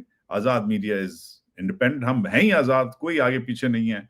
वो अमिताभ का वो गाना है ना कोई ऊपर नीचे, अपने आगे ना पीछे, आपका क्या होगा, अपनी तो कट जाएगी, आपका क्या होगा जनाब आली। तो वो जो लवारिस का गाना है, तो इंडिपेंडेंट मीडिया तो ऐसा लवारिस है, हमें तो कोई हमारे आगे पीछे नहीं है, इसलिए हम बेबाक बात करते हैं और सिर्फ रिपोर्ट नहीं करते, बट सच के लिए रिपोर्ट करते हैं, not for just the sake of reporting. Anyways, बात सुनते हैं आगे क्या बात कर रहे हैं। And we can go Mehalika next, and then Moeed or Bajat, one of you. Thank you. Sure. Thank you for pointing out, some of the very important members of the congressional delegation here in Connecticut, Senator Anwar. And, we've had a lot of luck with a lot of congressional representatives here in Connecticut. There are 5 in total. And for a lot of the resolutions, for a lot of the letters, we've had support of a majority of them. I will say, not to single him out, but Congressman Himes has been somewhat reticent in giving us the support that we needed on the 2 letters that have just come out on Pakistan. One of them that was signed by 62 congressional Democrats, and that included 4 members of the Connecticut congressional delegation, except Congressman Himes. So we really need everybody here from Connecticut who is his constituent to call him and tell him the importance of this, and especially because his colleagues have been very open about their support. And one of those letters was again, calling for the release of all political prisoners, as echoed by the UN Working Group on Arbitrary Detentions. And it also, for the first time, a congressional letter named General Asim Munir as a person who has been committing has this credible evidence of him having committed human rights violations. So we really need our congressional reps to get behind us on this. We have Senator Markey in Massachusetts, who's been very vocal with his tweets, and so we're really looking to Senator Chris Murphy to show his support and maybe even initiate a letter in the Senate akin to what we had in the House about human rights violations in Pakistan. And again, we need the Pakistani American community, but we need our allies in the general American community to help us push this forward.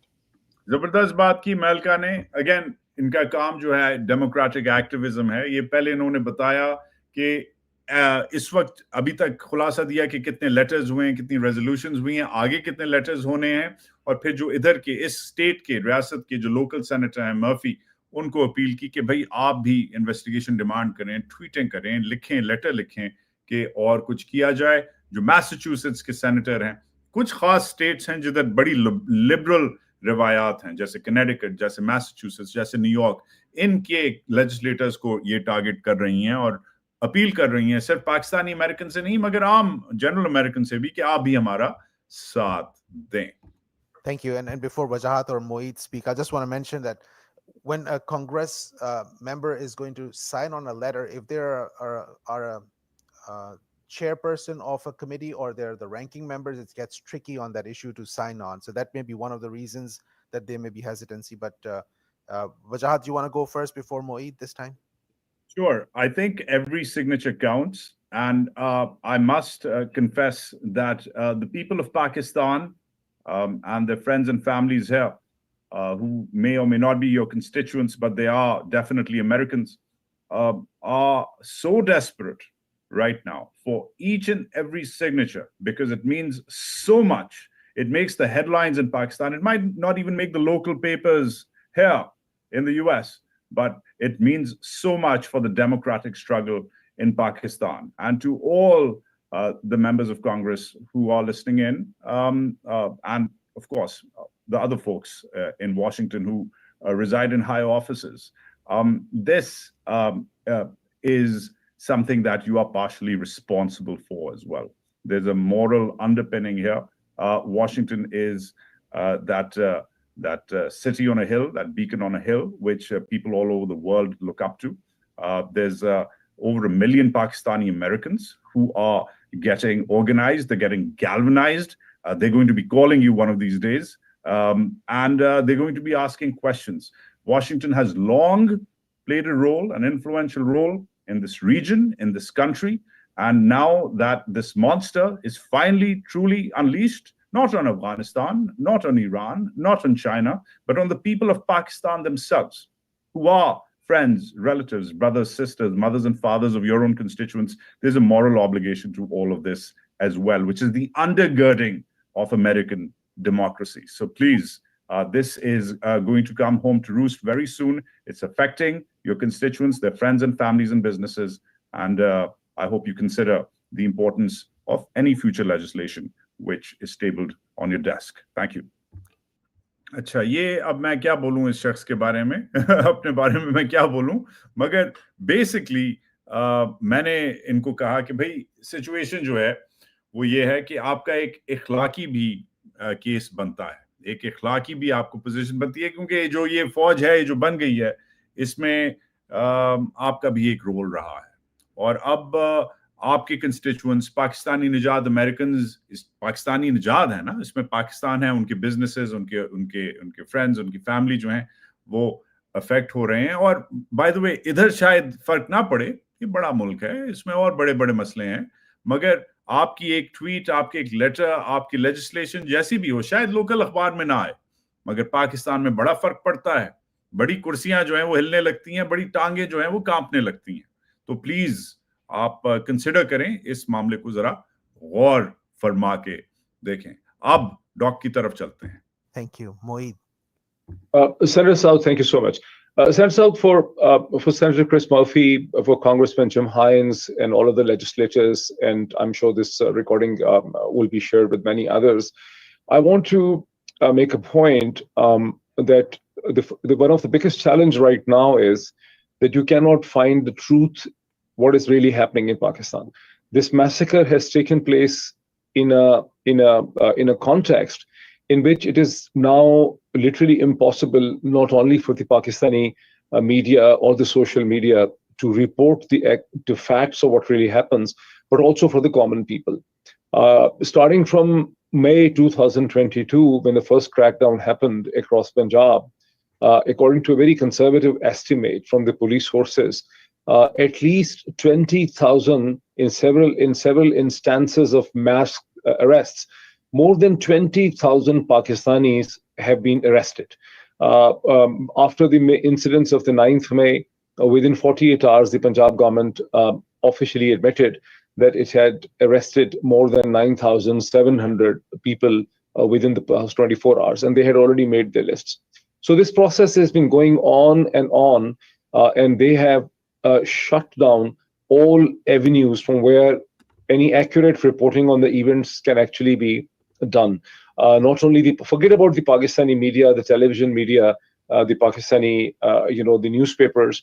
The situation since 17th of February 2024, they have shut down Twitter in Pakistan, which was one of the biggest source of facts and information where people can upload the images, all social media, and they're bringing in more and more laws. Now, the extension of all the tyranny and the repression in Pakistan, in which this massacre has taken place, on which they said that no firing has taken place, is transnational repression. So my relatives and cousins have been picked up. There are hundreds of Pakistani Americans whose relatives and business associates and friends have been picked up in Pakistan, roughed up, detained, and harassed to make the Pakistani Americans silent on the issues within Pakistan.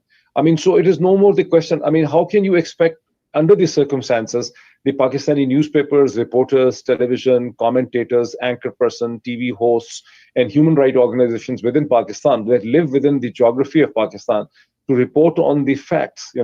That is why you only hear about 12 deaths and you're not hearing about 500 deaths or 350 deaths in Pakistan, because such is the nature of the tyranny of the Pakistani regime, that it is using all its apparatus to even stop the Pakistani diasporas in United States, Canada, United Kingdom, Europe, Australia, New Zealand. I mean, there is a prominent Pakistani activist that lives in Australia.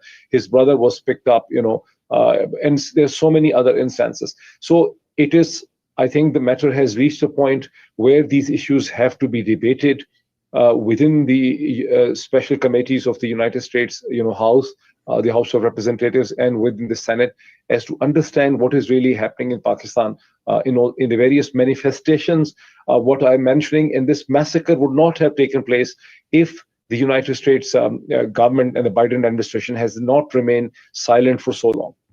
Okay, अब dock की भी बात important है. जैसे Ryan ने कहा था कि अमेरिकी मीडिया नहीं पढ़ना चाहिए अमेरिकी सेनेटर्स को, लेजिस्लेटर्स को, वैसे डॉक फरमाते हैं कि इवन पाकिस्तानी मीडिया जो है वो बिक गया है, खत्म हो गया है, कॉम्प्रोमाइज हो गया है, और इसलिए आपको सही उधर से पिक्चर नहीं आ रही, सही एक्यूरेट एनालिसिस नहीं आ रहा, इसलिए सिर्फ 12 शहादतों की बात हो रही है. बाकी जो हुआ है उधर किसी को नहीं पता, क्योंकि इतना खौफनाक होल्ड है, स्ट्रैंगल होल्ड है अपने लोगों पे, और इवन फिर पाकिस्तानी निजात अमरीकियों पे पाक फौज का, पाकिस्तान की मिलिट्री बैक रेजिम का, जिधर से इन्होंने फिर अपना दूसरा मुद्दा पेश किया कि ट्रांसनेशनल रिप्रेशन, उधर से बैठ के इधर बदमाशी करना जो अब ये कर रहे हैं वो भी हो रहा है. इसलिए ना इधर से क्लियर, इधर हमारे पास कंट्रोल्ड इंफॉर्मेशन है, उधर भी कंट्रोल्ड इंफॉर्मेशन है. इसलिए बड़ा जरूरी है कि शफाफियत से आगे चला जाए. ये डॉक्टर साहब का मुद्दा था, मोटा मैंने जो खुलासा पेश किया. आगे चलते हैं. Thank you so much. This is very insightful. I'll actually pick up on one of the things that you have mentioned in a little bit. For the time being, I wanted to try and engage Ryan a little bit more. The audience that everybody has is a little different, but Ryan, your audience is much more progressive across the United States. People who are independent thinkers and who are very mobilizable. What role can you play to help educate the larger population to prevent this disaster from continuing to progress the way it is? We can do what we can to get the facts of the situation in front of people. And like I said, universally, whether you're serving on the Senate Foreign Relations Committee or you drive a truck for the railroad in Nebraska, as soon as you hear the facts of this case, in fact, of this particular situation, the answer becomes immediate, clear. It's only with deep motivated reasoning and a lack of thinking that anybody can think differently. So we can do as much as we can. I think there needs to be more coverage on this issue from people in the mainstream press, which have decided that they're just basically going to ignore anything that's coming out of Pakistan, and certainly not going to question the kind of State Department line that's coming out of there. But you're right. There's a large audience of people now that are very familiar with what's going on over there. And with that, I have to get running to another event, but I deeply appreciate and I'm honored by the invitation to speak here. Thank you for your time, and thank you for the work that you do every day. Give him a hard time. I will. Okay. I will. Thank you. All right. So back to Moeed, you touched on something, and we've had offline conversation on this, and I think this transnational repression is a very real thing. Many of the people in the communities that I'm interacting with, they're fearful of speaking out. They're fearful for their loved ones.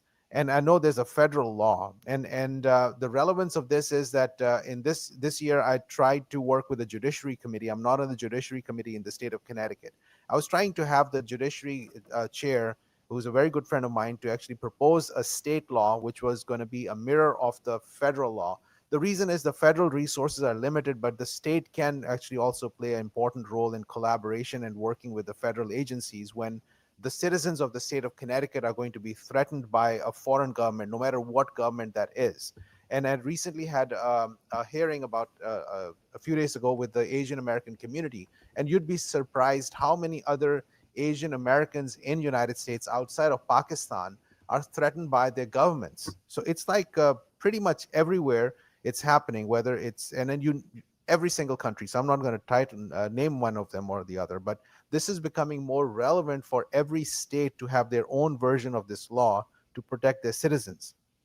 And I know that both you and Wajahat and perhaps others are not able to travel back and then be able to interact with their loved ones. Could you speak about that challenge? Could you speak about those difficulties, how they become so real, and how heroic your work is that you're endangering yourself at times from the people who are actively threatening you at times too, if you're up to speaking to that? Yeah.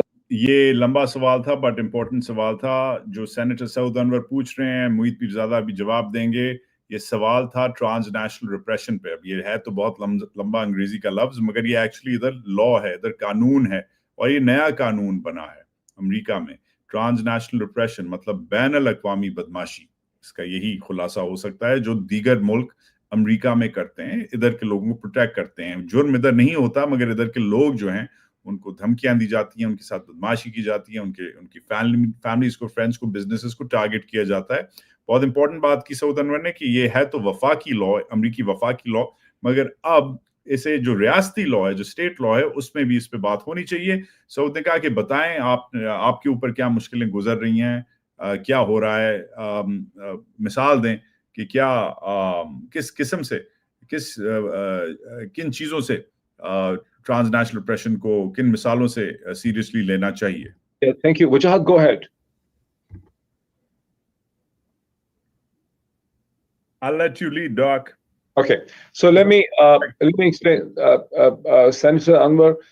First of all, this transnational repression offers a very interesting challenge for the U.S. lawmakers. I'm very glad to hear that apart from the federal legislation and the lawmaking, this can actually be, there can be versions at the state level and funding available for this. Federal Bureau of Investigation had for past several months, more than a year, set up a hotline. The law has also been framed within Canada, and I think some kind of version is also now will be actually developing across Europe. Why the law is developing is a very interesting phenomena. It has to do, this kind of law and this kind of situation didn't exist 10 years ago. This law was not needed 10 years ago. For the reason is this, that because of the rise in communication technology and because of the new media platforms, which are erroneously being referred to as social media. This is no more the social media. This is in fact the shape and form of the new media.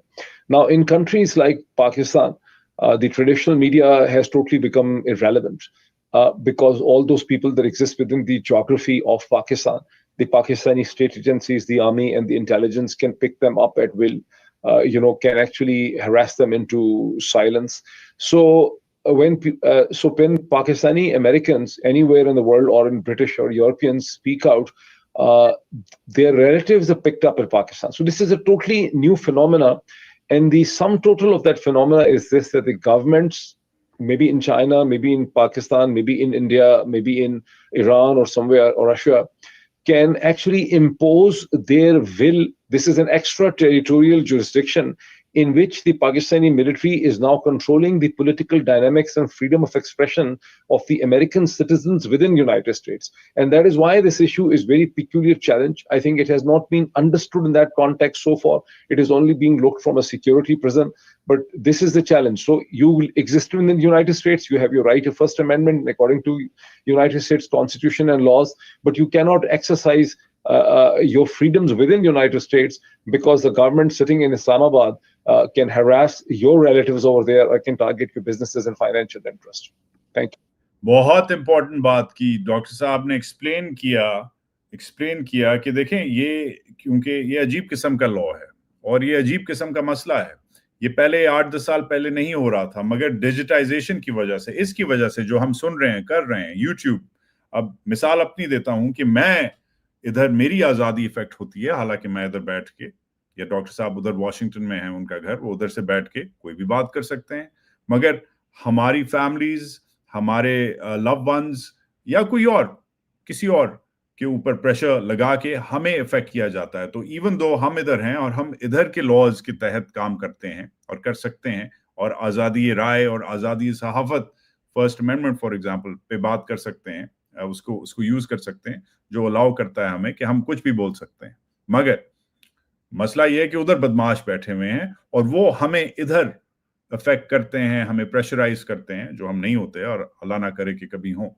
तो ये जो नया law है, ये दुनिया क्योंकि बदल गई है, टेक्नोलॉजी बदल गई है, बाहर बैठे हुए बदमाश मुल्क, रूस और चीन का भी नाम लिया पाकिस्तान के साथ डॉक्टर साहब ने, बाहर बैठे हुए जो बदमाश मुल्क हैं वो इधर बदमाशी कर सकते हैं और अमेरिका को हिसाब लगाना पड़ेगा कि ये आगे कैसे इवॉल्व होगा, क्योंकि अब लोगों को मारा जा रहा है. और इसकी मिसाल अब मैं देता हूं. ये जो दुनिया छोटी हो गई है, इसकी मिसाल अब मैं दूंगा अपने जवाब में. सुनिए. And to quickly weigh in here, Senator, the issue is that while the world is getting smaller, which is a good thing, and connected, which is a great thing, the issue which the folks in your legislature must consider about transnational repression is that it's already arrived. This is not just a desk at the FBI. This is not just a paper the State Department publishes, but one of America's great friends, India, which is right next door, has been engaged in transnational repression right here in New York City, where Indian officials have been subpoenaed, have been summoned, are being investigated for putting out a hit on a dissident right here in New York. The Canadian government is effectively at war with its counterparts in New Delhi, diplomatically speaking, because of a killing conducted there. There's been America's greatest friend, the United Kingdom, is investigating its own cases of transnational repression by both India and Pakistan, which is clearly right next door, but also inspired by the actions of its rival. So we must be very clear right now, both about our constituents in Connecticut, but also in the larger picture, whether it involves North America, whether it involves the Western Hemisphere. Regimes like Pakistan and governments like India, even though they run very differently, there's nothing really common in them except that they were once one country. They're coming for Americans. They're coming for the families of Americans. They're coming for the businesses of Americans. And in fact, they are already here. So transnational repression, everybody has a story. Mueed has his story. His friends, his cousins have been picked up. I have a similar story. Our other colleagues have similar stories. My family has been threatened, has survived abduction attempts. My partner here has been threatened as well by anonymous calls.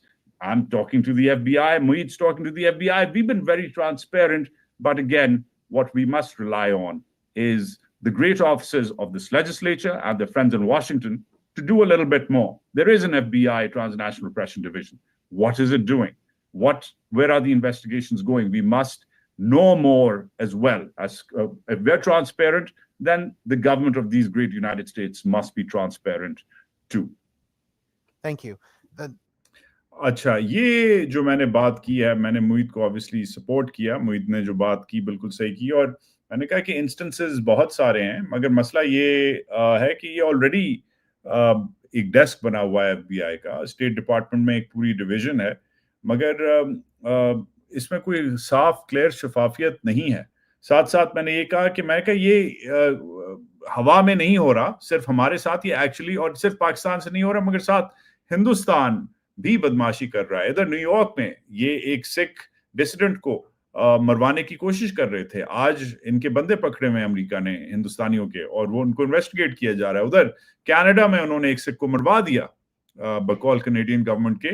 इधर Canada ने अपना ambassador बुला लिया, Indians ने अपना ambassador बुला लिया। England में जो है ट्रांसनेशनल रिप्रेशन जो हिंदुस्तानियों ने किया है, उस पर इन्वेस्टिगेशंस हो रही हैं, और जो पाकिस्तानियों ने बदमाशी की है उस पर इन्वेस्टिगेशन हो रही है। तो ये सिर्फ अमेरिका का मसला नहीं है, ये मगरबी जो हेमिस्फेयर है उसका मसला है कि ये जो मुल्क हैं, जो उल्टे सीधे मुल्क हैं, जो बन गए हैं उल्टे सीधे, माशाल्लाह से एक जमाने में जबरदस्त मुल्क होते थे। हिंदुस्तान भी सही था, पाकिस्तान भी सही था, वो भी दुनिया की सबसे बड़ी जमहूरियत था।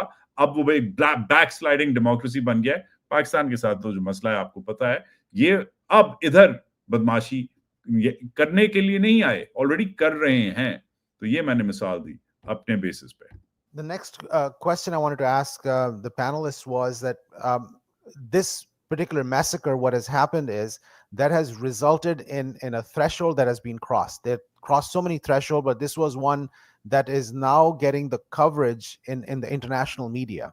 And while this is getting more coverage in the international media, do you see that the current quote unquote elected government versus the military backers, is there a rift between the two? They're blaming and pointing fingers at each other. Do you sense that they're recognizing that this particular recent massacre may have resulted in some things that would have some outcomes that would be change in how the rest of the world sees the current situation? Is somebody going to take a dive for this? Okay, Senator Anwar, in the first instance, I think the coverage that has taken place in the international media is very insufficient. Looking at the enormity of what has happened, yes, the British publication Guardian has come up, BBC has written, Al Jazeera has covered it a bit. But I mean, if you look at doctor साहब से बड़ा important सवाल पूछा है कि भाई ban अल-अक़वामी media का क्या रोल है। तुमने अमेरिकी मीडिया की बात की, तुमने पाकिस्तानी मीडिया की बात की, ट्रांसनेशनल रिप्रेशन की बात की। इंटरनेशनल मीडिया में ये बड़ी स्टोरी बनी है क्योंकि एक हद क्रॉस हो गई, एक थ्रेशोल्ड क्रॉस हो गया है। अपने लोगों पे ऐसे फायरिंग, निहत्ते लोगों पे फायरिंग करना एक बहुत बड़ा थ्रेशोल्ड क्रॉस हुआ है। उसके बारे में तुम लोगों के क्या ख्यालात हैं? सुनिए डॉक्टर साहब क्या फरमाते हैं। The enormity of what has happened, there is very totally insufficient coverage of it. Apart from the fact that there might have been some reservations of the international media because of the factors we discussed earlier, because Pakistan is being looked at from a security lens of Central Intelligence Agency and CENTCOM, and there is some kind of issue over there. International media also relies upon, they do not have their own correspondents on ground in Pakistan. They rely upon the Pakistani citizens as reporters, who are also amenable to pressure from the Pakistani military. So there is not much coverage of what is really happening in Pakistan. This I know as a journalist. Most of us, we speak in Urdu because our audiences are in Urdu, and we do not have reached out to the English-speaking world, which is another barrier in understanding what is happening in Pakistan. The third, which you said, that is there a friction between the so-called elected government, which is not elected at all. I mean, when you look at the comprehensive position by the House Resolution 901, the Pakistani election, the way they were stolen in the midnight between the 8th and 9th February 2024, the government that is in place in Pakistan is a total sham. These are the people who didn't win the election at all. I mean, election was a total fraud. But immediately after the massacre in Islamabad, which has not been admitted as a massacre, which is being admitted as an incident, the government of Prime Minister Shahbaz Sharif tried in a very clever fashion, tried diverting it towards the military by saying this thing, that the government is very grateful to the Pakistani military for coming to the aid of the government and taking action in ridding the Islamabad of these, arsonists and these dangerous elements. So in a way, they wanted to put it on record that whatever has been done by the military. And we as Pakistani origin journalists who have spent their life looking at the dynamics fully understand that whatever has happened in Islamabad in the night of 26th November is simply beyond the capacity and the history and the convention of Pakistan's civilian administration, be it the police, the district management, or the elected or the unelected government. Whatever has happened directly as a will of the Pakistani military chief, who we believe is seriously disturbed psychologically. And it was his orders that these people have to be cleared. And they wanted to create a moral impact and a punishment upon the people of Pakistan for defying the will or the instructions of the military. I hope my comments help. जामे comments दिए, एक तो इल्जाम लगाया doctor साहब ने आसिम मुनीर पे और कहा कि एक तो वो मेंटली सही नहीं है, तो ये बहुत बड़ी बात की डॉक्टर साहब ने, कहा कि साइकोलॉजिकली नफसियाती तौर पे वो एबनॉर्मल हैं और ये जो बयानिया बन रहा है कि हुकूमत ने करवाया, ये बयानिया झूठ है और जो कवरेज हुई है वो इनसफिशिएंट है, जो बैनुल-अक़वामी कवरेज हुई है वो इनसफिशिएंट है और जो नंबर्स आ रहे हैं वो भी इनएक्यूरेट हैं। डॉक्टर साहब की बातों से मैं अग्री करता हूं। अब मैं क्या बोला हूं सुन लीजिए। They do, and I think Mehlika wants to weigh in, and then Wajahat if you choose to. Yeah, I mean, I will just say I completely agree with Dr. Pirzada about, international coverage. I think we have people like Ryan Grimm, The Intercept, Dropsite, and other media outlets like those to thank for keeping the coverage alive. Otherwise, there really has not been any significant pieces except for the Guardian piece, which talked about the cover-up that happened after the massacre inside the hospitals.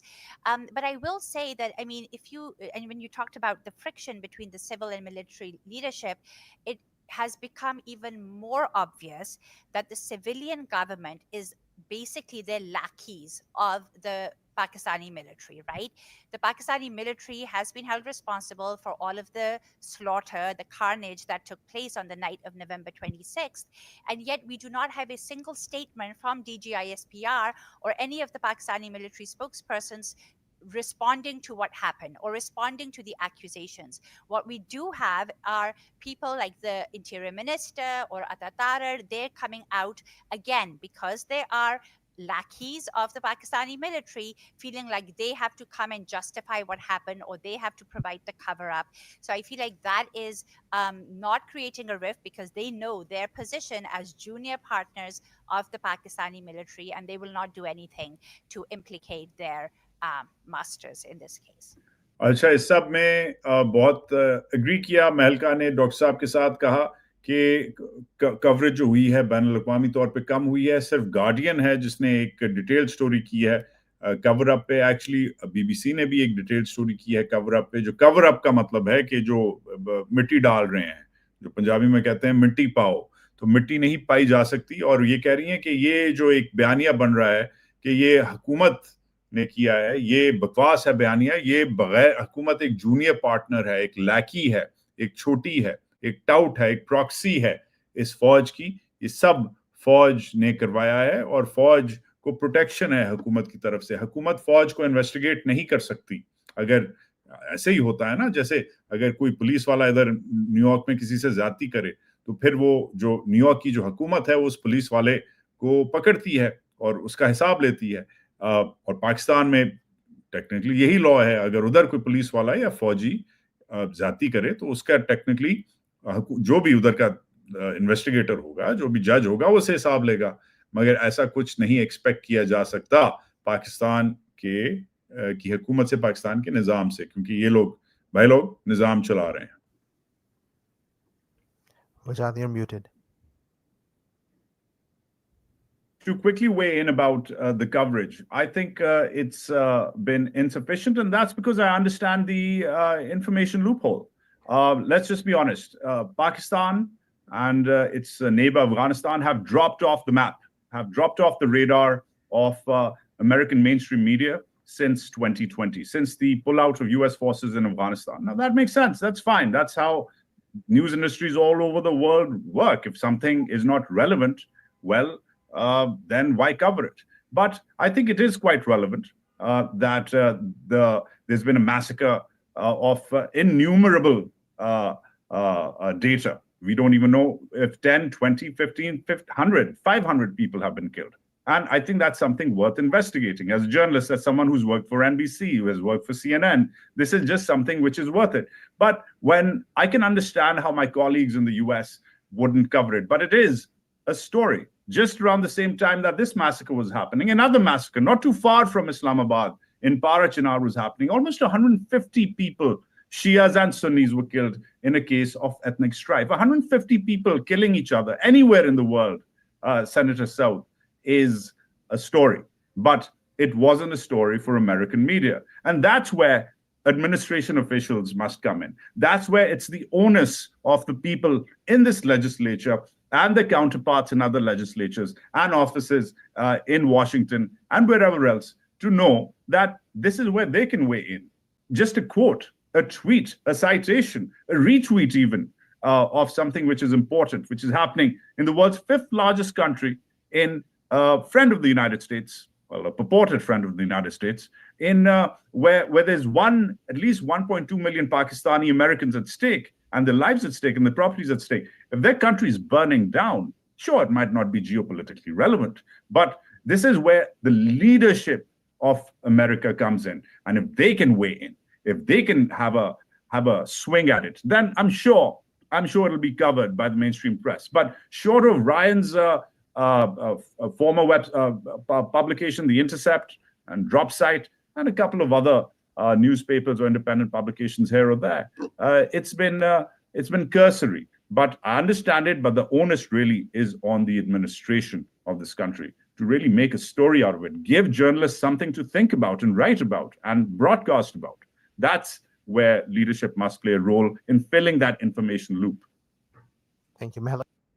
Okay so इधर मैंने जो मेरा perspective था वो आपने सुन लिया. मेरा perspective simple है.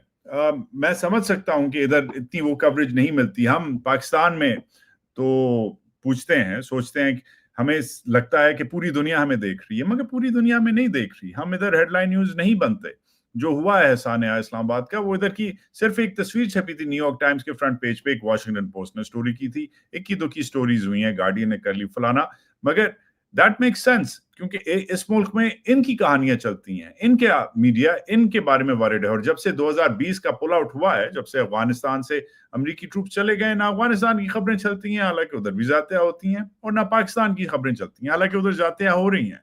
और मैं इसको समझ सकता हूं, मैंने अमेरिकी मीडिया के साथ काम किया हुआ है, मैं समझ सकता हूं.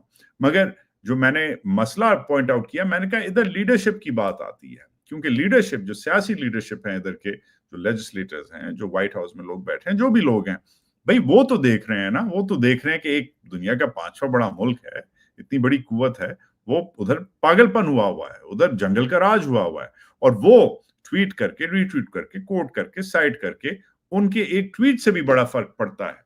जो अब महलका समदानी जिस पे बात करेंगी, क्योंकि इधर से एक जब कांग्रेसमैन एक कोई लेटर लिखते हैं या कोई ट्वीट्स करते हैं या कोई भी स्टेटमेंट छोटी बहुत भी दे देते हैं, उधर दफ्तर खारजा के जो बाबू हैं उन की कुर्सियां हिलने लगती हैं. उधर GHQ के जो महाराजे हैं, उन के जो सिगरेट हैं, उनकी सिगरेट की डब्बियां खत्म होने लगती हैं.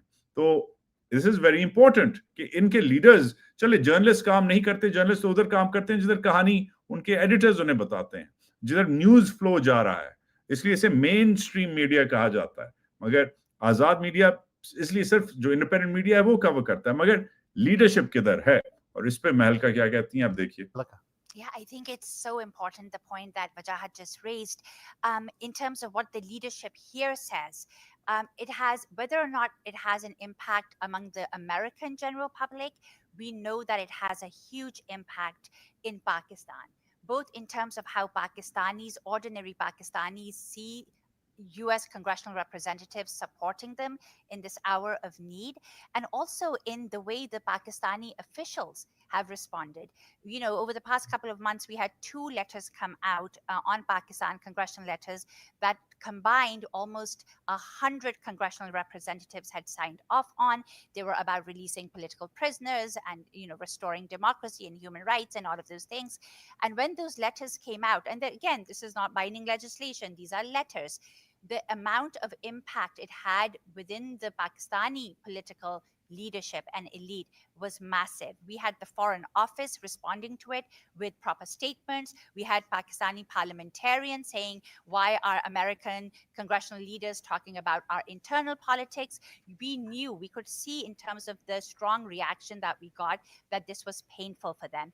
We know that the Pakistani government has hired a contractor, a PR person, to the tune of $1.5 million in order to counteract the activities of the diaspora here in trying to change the discourse about Pakistan. And so whatever the American congressional leaders or state leadership says here does have an impact. And so it's very important. And of course, that will also then impact the way the media approaches these news stories. महलका ने जबरदस्त बात की, agree भी किया, मुझसे आगे भी बात को ले गई कि ये लीडरशिप पे बात ये लागू होती है. लीडरशिप जब इधर से कुछ करती है, चाहे वो कांग्रेस की लीडरशिप हो या एडमिनिस्ट्रेशन की, इंतजामिया की लीडरशिप हो, तो उधर से रिस्पांस आता है. शायद इधर नहीं छपती, मगर वो कहानी डेफिनेटली उधर छपती है. और अब तो इतने ये लोग डर गए हैं कि $1.5 मिलियन देके एक लॉबियस्ट को हायर किया गया है. लॉबियस्ट क्या होता है?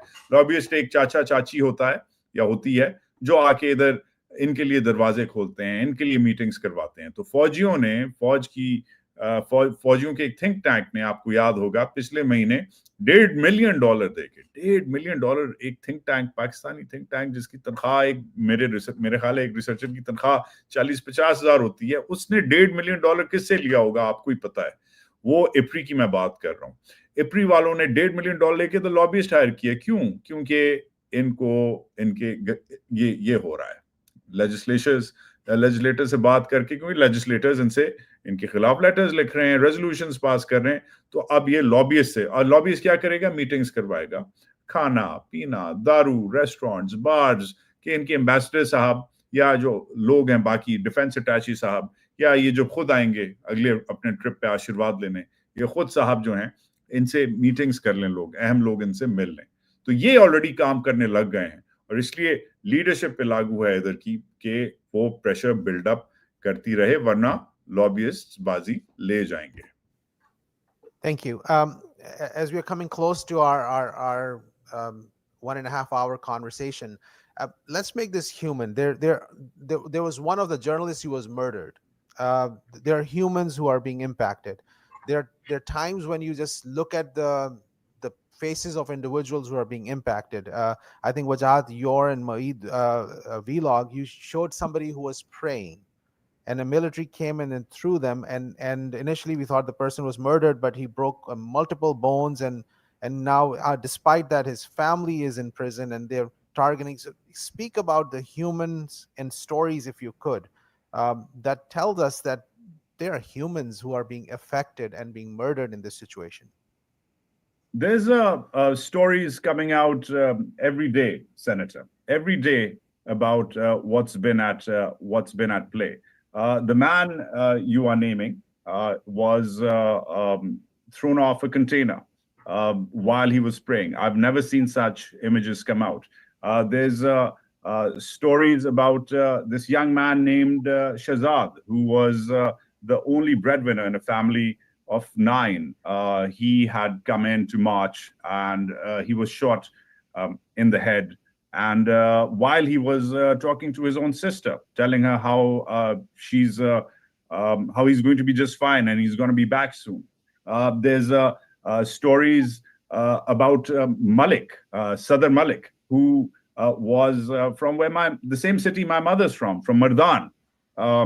Again, another young man who was on holiday from Dubai, where he was working, and he was killed. And once he was shot, his brother had to come in and had to wait for at least a day to claim the body of the deceased. And he could only claim the body of the deceased once he signed an affidavit affirming that he will not raise a finger against the state or not file any charges about this illegal killing.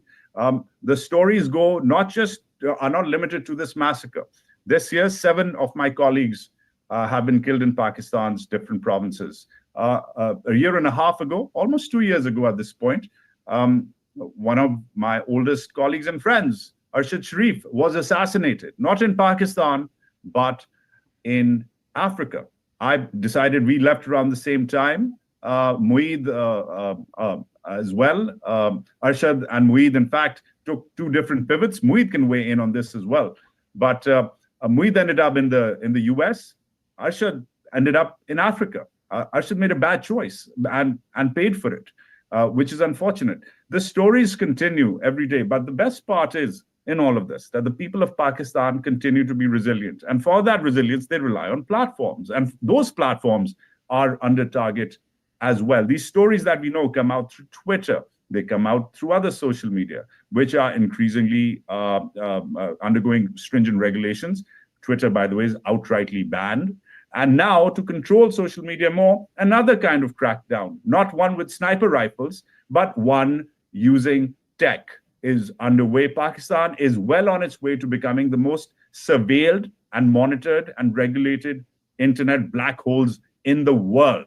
Now, there are at least 110 million users who are cut off from 1 million websites, many social media platforms, and the new law is being legislated in a legislature just like this one right now, as we speak, for people to be imprisoned for 5 years, Senator, for one tweet.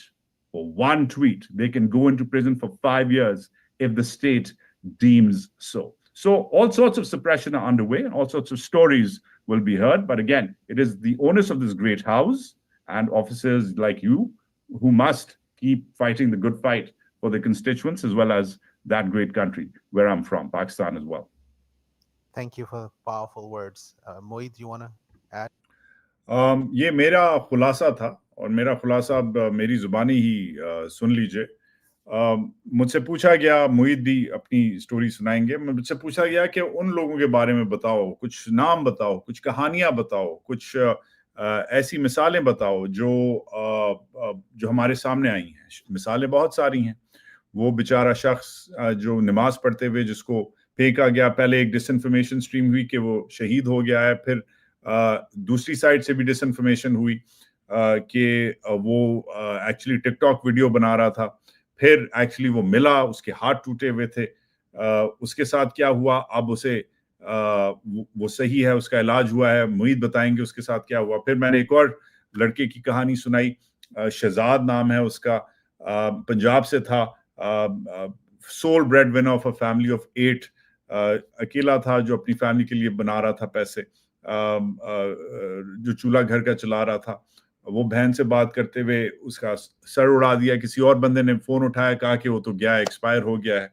फिर एक और 2 मर्दान के भाई हैं, जिनमें से एक जो दुबई से आया था बेचारा, वो उसकी बॉडी नहीं दी भाई को. एक दिन बाद कहा कि जब तक एफिडेविट नहीं साइन करोगे फिर बॉडियां देंगे. फिर मैंने अरशद शरीफ का किस्सा सुनाया. मैंने कहा कि सिर्फ मसला इस हफ्ते का नहीं है, इस सानहे का नहीं है. इस साल 6 मेरे जो कॉलीग्स हैं, 6 रिपोर्टर्स पाकिस्तान में शहीद हो गए हैं, स्पेशली छोटे सूबों से, बलोचिस्तान से, सिंध से, केपी से लड़के शहीद हुए हैं. अरशद शरीफ को 2 साल हो गए हैं. वो और मुईद पीरजादा साहब एक साथ निकले थे. अरशद ने शहादत अफ्रीका में नोश फरमाई. मुईद साहब जो हैं वो लकी निकले कि वो अमेरिका आ गए. अरशद लकी नहीं था, उसको फोर्स किया गया एक ऐसी मूव में कि वो अफ्रीका जाए और उधर उसे टारगेट किया. तो कहानियां तो तसलसल में चलती आ रही हैं, मगर अब और ये कहानियां बताई जाएंगी, मगर अब कोशिश की जा रही है कि कहानियां भी ना सुनाई जाएं, ना बताई जाएं, क्योंकि ये कहानियां लोग कैसे सुनाते हैं, ट्विटर के जरिए, ऑनलाइन सोशल मीडिया के जरिए, और अब उसको भी बंद करने की कोशिश की जा रही है. एक तो जाती बंदूकों के साथ हुई है, अब जाती कंप्यूटर के साथ हो रही है. इंटरनेट एक डेजर्ट बन रहा है पाकिस्तान, एक ब्लैक होल बन रहा है कि जो उस मुल्क में हो अब बाहर तक ना जाए. ये जो नया लेजिस्लेशन पास हुई है, कल ही इन्होंने नई अथॉरिटी बनाई है कि एक ट्वीट पे आपको 5 साल, एक ट्वीट पे 5 साल कैद आपको हो सकती है. ये इस किस्म के लॉज बना रहे हैं. ऑलरेडी आपको पता है कि इन्होंने फायरवॉल लगाया हुआ है, ऑलरेडी आपको पता है कि वीपीएन अब ये बैन करेंगे. इस सब बेसिस पे जो हो रहा है वो तो हो रहा है, मगर उसको बताने की भी बात जो है की जो कोशिश है उसको भी अब सप्रेस किया जा रहा है, और इसलिए हम सब पे लागू है, बल्कि ओनस है अमेरिका पे एक बड़ा बड़ा मुल्क है, उस पे ओनस है कि वो अब और ये ना होने दे और अपना काम जो है अपनी कोशिश करें, और हम सब कोशिश करें कि जारी रखें। मोहित साहब क्या फरमाते हैं? Senator, to add to Shahid Arshad Sharif Saga, the tragic part is this, that when he ran off to Dubai, he tried his level best to get a visa for United Kingdom or for United States, despite knowing the fact that he was a very prominent journalist, despite knowing the fact that there were about 16 or 18 cases registered against him for terrorism, despite knowing all his credentials, his documentary making. He was one of the most prominent Pakistani television anchor persons, one of the most highly paid in the country, who was known. The British High Commission in Dubai and the US Embassy refused giving him the visa. And the argument they adopted was this, that first he has to go back to Pakistan and they cannot give him the visa from Dubai, knowing fully well his sets of circumstances, that he was running off for his life and his life wasn't threatened, and he was continuously standing in the courts. I mean, knowing all this, the US Embassy and the British High Commission didn't grant him the visa. So it is not a matter of making a bad choice. I mean, he had no choice. I mean, and he was, and then the Pakistani authorities, Arshad, when he was in Kenya, was in touch with me on WhatsApp. We spoke more than once. And he told me that how the Abu Dhabi, the Dubai Department of Police and the local security was coming under pressure from the Pakistani government agencies, how the officials of the Dubai police came to him and asked him that who is he, why the Pakistani government is after him. They told him that the Pakistani government was demanding his repatriation or expulsion from Dubai and handover to the Pakistan. So he explained to them his circumstances. He was in panic. He told them that he shouldn't be handed over to Pakistan. In the end, the Dubai authorities told him they decided that they're not going to hand him over to Pakistani intelligence or the government, but they asked him to leave. They gave him just 2 or 3 days to leave Dubai. It was in that state of panic that someone advised him to go to Kenya, which was the only country where he could travel without visa at the time from Dubai, without the visa on a Pakistani passport. So such were his sets of circumstances. Once again, Shahid Arshad Sharif's case has not been taken up. I haven't seen any good story in New York Times or Washington Post, or, I mean, despite the fact that it was their responsibility, I haven't seen any major publication in the world taking up and investigating this, putting up 1 or 2 reporters or a team to investigate the sets of circumstances in which Arshad Sharif was actually murdered. And I mean, the Kenyan court some months ago just made it very clear, I mean, after some hearing, that Arshad's murder was not an accident. So they had basically, concluded that Arshad's murder was a planned, premeditated, thing. It was not an accident. It wasn't really what was police actually telling. Now, coming to the man who was thrown from the container, his name was Tahir Abbas. His life has only been saved. Initially they thought that he's dead and they were looking for him. But then the authorities in Pakistan, military, found out that he was actually under treatment because both his forearms were fractured, and he also had injuries on his leg and his spinal cord. So they found out that he was under treatment at Pakistan Institute of Medical Sciences called PIMS in Islamabad. Just look at the situation in Pakistan, that this man who was seriously injured, the doctors are so much under pressure, which has not even happened in First World War or Second World War. The kind of situation that prevails in Gaza now prevails in Pakistan, that the PIMS doctors handed him over to police and he disappeared. His life has been spared only because they were worried that international media will reach out to him. They wanted to either perhaps wanted to eliminate him or wanted to pressurize him to keep his mouth shut. Not only they took him away and he disappeared from the PIMS, he just appeared in the last 24 hours. I'll explain you how and why. So he disappeared from PIMS. His brother, whose name is Naveed, his name is Naveed Abbas. He's a resident for the past several years in Spain. He came out, made a video statement on the Twitter. He reached out to the Pakistani American diaspora within the United States. There was a Zoom meeting between him, Atif Khan, and several other people, which I attended. And I think Mahalika was also in that in that Zoom meeting. And this is how the Pakistani military got unnerved. Then now this is known. And in the meantime, they had also, taken hold of his father, his one other brother, his brother-in-law, and his uncle, and his wife, his children, and all the family were in the district of Mandi Bahauddin. So now in order to make a good PR for the KP Chief Minister Ali Amin Gandapu, he has been handed over to Ali Amin Gandapu, but he's mum. He's not talking anything. He's not registering any case against the Ranger officials. I mean, if Pakistan were a half-decent, normal country, then the government would have nothing else suspended the Ranger officials, the soldiers would have registered a case against them had it been United States. But in Pakistan, the case has to be registered against them by this man. And of course, he's not in a situation, the way they have harassed him, to register a case against the army soldiers who have done this to him. So this is the human side of the story. I mean, I hope it helps. Thank you so much. Today we are trying. ये जनाब मोटा मोटा अब वक्त हो गया है खुलासे का, मगर मोटा मोटा आज की जो बातें हैं, मुईद ने अरशद शरीफ शहीद की जो शहादत है उसकी कुछ और डिटेल्स दी, बताया कि अमेरिकी वीज़ा नहीं मिला, यूके का वीज़ा नहीं मिला था उसे, हालांकि वो कोशिश कर रहा था और इसलिए उसे अफ्रीका भागना पड़ा, जाना पड़ा, उधर पनाह लेनी पड़ी, और उधर क्योंकि वो ऑब्वियसली उधर पाकिस्तान वाले ही हालात हैं, उसे उधर फिर जो हुआ वो तारीख गवाह है। किसी बड़े अखबार ने अरशद की कहानी, किसी मगरबी अखबार ने, इन्वेस्टिगेटिव टीम ने आज तक नहीं की। हमें इंशाल्लाह अल्लाह ने अगर चांस दिया हम करेंगे एक दिन इस कहानी पे काम। मगर फिर उस शख्स जो कंटेनर के नीचे से गिराया गया था उसकी कहानी सुनाई कि वो अब सही है, मगर अब वो केपी में है, सीएम हाउस में। उसको खैबर पख्तूनख्वा में पीआर पर्पसेस के लिए गंडापुर के साथ रखा गया है। उसके भाई ने इधर जूम कॉल्स की हैं और थोड़ी बहुत इम्पोर्टेंस इस इशू के बारे में रेज की है, मगर ओवरऑल जो कहानियां हैं वो दीगर हैं और सैकड़ों की तादाद में ऐसे बहुत सारे लोग हैं और ये कहानियां चलती रहेंगी। अब खुलासा सुनते हैं, वेरी इंपॉर्टेंट, और फिर मैं अपना इतारिया दूंगा। स्टे विद मी, मेरे साथ रहें।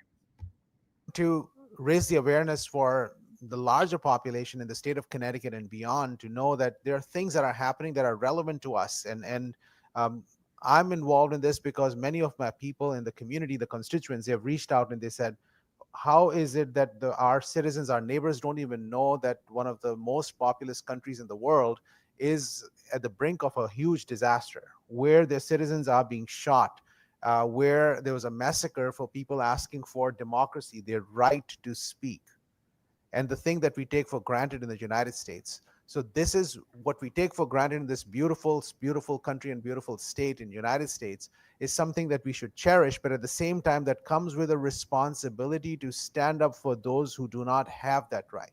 And our conversation today was focused on raising that awareness, bringing it home so that people understand that this is very real and it's our responsibility to understand what's going on and speak out about this and expect our people who are in the position elected to be able to address some of these issues to represent our values and make sustainable policies. In this building where we are right now, we talk about sustainability. And every time we are talking about a policy for the state, we don't want short-term policies, we want long-term policies. And I wish the federal government, for some of the policies that they make, are going to be long-term policies, because right now everything is so myopic and short-term without any thought process. It does not represent the values of every single person, no matter which political party that I interact with. That is not represented, at least in this current situation that I am hopefully able to highlight today. So thank you so much, Wajahat. Thank you, Mueed. Thank you, Ryan. And thank you, Mehlika. And thank you all the people who are listening in and joining us. Thank you. Assalamu alaikum. Wa alaikum assalam. एक तो मैं सलाम पेश करता हूं senator Saud Anwar को, जिन्होंने ये कॉन्फ्रेंस की। मैं सलाम पेश करता हूं मेलिका समदानी को, जिन्होंने ये कॉन्फ्रेंस की, क्योंकि ये ऑर्गेनाइजर्स थे कॉन्फ्रेंस के, इन्होंने हमें इनवाइट किया। ऐसे पाकिस्तानी निजात अमरीकी हैं जिनकी इन्फ्लुएंस है, जिनकी रीच है, और जो इधर से काम, ये इम्पोर्टेंट काम कर सकते हैं। ये हम कर क्यों रहे हैं, ये सब क्यों हो रहा है? एक तो एक पुरानी कहावत है, और जो मैं, पुरानी क्या कहावत है, मेरी कहावत है कि दुनिया में सबसे छोटी फ्लाइट जो GHQ को जाती है वो वॉशिंगटन से जाती है। और इसका मतलब ये है, जिनको समझ नहीं आया ये लतीफ़ा, इसका मतलब ये है कि रावलपिंडी GHQ फौज को इन्फ्लुएंस करने की जिधर बात हो तो यस, अमेरिका की ठीक ठाक इन्फ्लुएंस है। हाँ, एक हद तक है। ये फौजी जो हैं, ये इन्होंने अमरीकियों को भी इन्होंने सबक सिखाया हुआ है। इनके करोड़ों बल्कि अरबों लेके इनको भगवा दिया अफगानिस्तान से। इनके साथ एक हाथ से अलकायदा के लोग इनको देते थे और फिर दूसरे हाथ से डॉलर लेते थे, और उसी हाथ से फिर वही डॉलर जो हैं वो तालिबान को प्रॉक्सीज बना के उसी लड़ाई को आगे करते थे। तो उन्होंने फुद्दू तो सबको लगाया हुआ है, चाइनीज को भी इन्होंने फुद्दू लगाया, सीपैक बना दिया। फिर जो सिचुएशन है उधर चाइना के साथ वो खराब हो गई बलूचिस्तान की वजह से, फिर चाइनीज को कहा चलो तुम पैसे दो, हम ब्रिगेड खड़ी करते हैं। फिर वो ब्रिगेडें चाइनीज ने खड़ी कर दी, अब उन ब्रिगेडों पे अटैक करवाने लग गए। फिर चाइनीज ने कहा कि अब हम क्या करें, तो उधर भी फुद्दू लगे हुए हैं। अब चाइना जो है इनका गेम समझता है, तो चाइना इन्हें थोड़ा सा डंडा दे रहा है, मगर ये इनकी पुरानी आदत है। अफगानिस्तान में, ईरान में, ऑब्वियसली इंडिया में बदमाशी की है, मगर हियर्स द बेस्ट पार्ट, सब मुल्क बदमाशी करते हैं। ये कोई खास फौज नहीं है। जिस मुल्क में शफाफियत नहीं होगी, जिस मुल्क में अकाउंटेबिलिटी नहीं होगी, जो इस मुल्क में भी हालत है, उधर बदमाशी होगी। जिस इदारे को, ये पाक फौज को गालियां देना जो है वो मुनासिब नहीं है। जिस इदारे को, दुनिया में किसी भी मुल्क का कोई इदारा हो, पाकिस्तान की फौज हो या भूटान की नेवी हो, भूटान की नेवी बाय द वे है ही नहीं क्योंकि भूटान एक लैंडलॉक मुल्क है, मगर जो भी इदारा हो उधर ये बदमाशी होगी जिधर शफाफियत ना हो। और शफाफियत कैसे आती है? शफाफियत ऐसे आती है, बहस से आती है, मुबाहिसे से आती है, रिपोर्टिंग से आती है। ट्रांसपेरेंसी जो है वो मिल नहीं जाती, कहीं किसी यूटिलिटी स्टोर में नहीं मिलती। यूटिलिटी स्टोर भी बाय द वे अब बंद हो गए हैं। ट्रांसपेरेंसी कोई घी और शक्कर के दरमियान कोई डब्बा नहीं पड़ा होता कि आप जाके इस्लामाबाद से निकाल के पार्लियामेंट में डाल दें या मीडिया में डाल दें या GHQ में डाल दें या चाय में मिला के जनरल साहब को पिला दें। ट्रांसपेरेंसी जो है वो से सालों, दिहाइयां जो है उसकी कोशिश से आहिस्ता आहिस्ता एक मुआशरे में आती है। और ये जो हम कर रहे हैं, ये इस वक्त मतलब डिजिटल, ऑनलाइन, सोशल मीडिया, ये इस वक्त शफाफियत, ट्रांसपेरेंसी, अकाउंटेबिलिटी, हिसाब किताब, जवाबदेह लोगों को, हमारे हुक्मरानों को और एक दूसरे को रखने का ये बेस्ट जरिया है। अब जो भी ज्यादतियां हुई हैं, पाकिस्तान के बनने से पहले भी ज्यादतियां हुई, हजारों लाखों लोग शहीद हुए, पाकिस्तान के बनने के बाद भी ज्यादतियां हुई, और अब भी ज्यादतियां हो रही हैं। तो चलता है, ये तारीख का हिस्सा है, ये साइकिल्स हैं। ये पहली बार नहीं शहादतें हुई, हमने बहुत शहादतें दी हैं, ना इस्लामाबाद में, ना पारा चिनार में, ना बलूचिस्तान में, ना कराची में, ना साउथ पंजाब में, ना कश्मीर में। ये पहले से हो रहा है, 1000, 2000, 5000 सालों से ये लड़ाइयां चल रही हैं इस खित्ते में। ये मसला नहीं है। मसला ये है कि उस जमाने में लोग ऐसे डिबेट नहीं कर सकते थे और ऐसे बात नहीं कर सकते थे। ऐसे आपके कमेंट्स, मैं इधर बैठे हुए अमेरिका में, आप जिधर भी बैठे हैं, आपके कमेंट्स नहीं पढ़ सकता था, आप मेरी बात नहीं सुन सकते थे। मैं कनेटिकट के लेजिस्लेटर से और वॉशिंगटन के लेजिस्लेटर से ऐसे बात नहीं कर सकता था, मगर अब ये हो रहा है। और ये अब बाकी दुनिया में तो हो रहा है, मगर जो खास नौयत की जो बदमाशी चल रही है वो इसको टारगेट करने की चल रही है। इससे शफाफियत कम होगी। डिजिटल और ऑनलाइन मीडिया अगला महाज है। आपका इंटरनेट फ्रीडम, आपके ऊपर जो VPNs के बैन्स, आपके ऊपर जो इंटरनेट के नए लॉज, ये जो लागू करने के मूड में है ना, ये मैं कहना नहीं चाह रहा मगर कहना चाहिए, ये इस सानेहे से भी बदतर होगा, क्योंकि सानेहा तो होके खत्म हो जाता है। 10 लोग शहीद हों या 100 लोग शहीद हों, बात तो उधर खत्म हो जाती है, लोग दफन हो जाते हैं, बाकी जो उनकी फैमिलीज है वही रह जाती हैं, बाकी हम लोग आगे निकल जाते हैं, है ना। ऐसा ही होता है, उन बेचारों की फैमिलीज, बच्चे, बेवाएं अफेक्ट होती हैं, मगर हम तो आगे अपना काम करते हैं। अब मगर क्या हमारा ये काम होगा? क्या हम ऐसे बैठ के एक दूसरे से बात कर सकेंगे, एक दूसरे की बातें सुन सकेंगे? अगर अगला सानेहा हुआ, उसको हम कैसे डिबेट करेंगे, उसको हम कैसे डिस्कस करेंगे? इमरान खान को जो अगली सजा खुदा न खास्ता अगर गलत हुई, या कोई और अगला बेचारा गलत तरीके से शहीद हुआ, उसके बारे में हम कैसे बैठेंगे? They are now coming for this. ये एक 26 नवंबर के सानेहे से बड़ा एक सानेहा आपके लिए प्लान हो रहा है। जैसे वो एक ऑर्गेनाइज्ड मैसेकर था, एक प्रीमेडिटेटेड मैसेकर था कि ऐसे आएंगे, इधर रोकेंगे, इधर कंटेनर लगाएंगे, इधर बाड़े लगाएंगे, इधर राइट गियर इस्तेमाल करेंगे, इधर टेयर गैस करेंगे, इधर पथराव करेंगे, इधर स्नाइपर करेंगे और इधर असॉल्ट वेपन यूज करेंगे। जैसे उन्होंने प्लान बनाया था करने वालों ने, वैसे अब आपके लिए एक नया प्लान बन रहा है कि इनको आहिस्ता आहिस्ता एक पतली गली में धकेल के लाइट बंद कर दो, ताकि इनको कुछ नजर ना आए, ताकि कुछ सुनाई ना दे, ताकि कुछ पढ़ ना सकें, ताकि कुछ सुन ना सकें, कुछ देख ना सकें। ये नया एक मैसेकर प्लान हो रहा है, एक इंफॉर्मेशन मैसेकर प्लान हो रहा है, और इससे लड़ाई करना, इससे जिहाद करना आपका फर्ज है। शेयर करें आज का प्रोग्राम, धड़ल्ले से शेयर करें, सबको भेजें व्हाट्सएप पे, फेसबुक पे, जिधर भी। सब्सक्राइब करें, मदद करें मेरी कि मेरे और सब्सक्राइबर्स हों, ताकि मेरी और रीच हो। मुझे स्पेसिफिकली टारगेट किया जा रहा है, और ये इंफॉर्मेशन मेरे नंबर्स से आ रही है जो नजर आता है हमें, और मैं गूगल से इन कॉन्वर्सेशन हूं, गूगल से बात हो रही है, गूगल भी इस बात से एग्री करता है। सब्सक्राइब करें, कमेंट जरूर किया करें, अपनी राय दें। मैं सबका जवाब नहीं दे सकता, मगर पढ़ता जरूर हूं। और ये जो गाली गलौज लोग करते हैं इस स्ट्रीम पे आके और उस पे, ये कम करें, या उन लोगों को आप इग्नोर करें। दुआएं लें अपने माँ बाप की, आज अपने बड़ों की। मेरे लिए दुआ करें, मैं इधर अकेला हूं, मुश्किल होता है रोज अकेले काम करना, मुश्किल होता है। मगर जब मैं महल का और रायन और मुईद जैसे दोस्तों और कॉलीग्स के साथ मिलता हूं, इवन तो रिमोटली मिलता हूं, मेरा फिर जज्बा जो है वो बढ़ जाता है। जब आपकी बातें सुनता हूं, आपके कमेंट्स देखता हूं, बढ़ जाता है। तो शेयर, लाइक, सब्सक्राइब जरूर करें। मैंने आज मेंबरशिप का लिंक लगाया है, मेंबर्स बने मेरे पेज के, और ये बड़ा जरूरी है कि आप मेंबर बने, ताकि हमारा जो ये वेंचर है ये आगे जारी रहे। ठीक है, तो दबा के आज शेयर करें, सबको भेजें। मुझे पता है लंबा था, but stay with me. Thank you for staying with me right till the end. And I will talk to you very soon. और ये जो कनेक्टिविटी वाली बात है, डिजिटल फ्रीडम्स वाली बात है, उस पर जरा गौर फरमाएं। ये बड़ी बात है। ये जो अगला हमारा मैसेकर प्लान हो रहा है, इंफॉर्मेशन मैसेकर, ये पता नहीं कब तक चलेगा काम, ये जो हम करते हैं, पर जब तक चलेगा हम करते रहेंगे। अपना ख्याल रखें। पाकिस्तान जिंदाबाद।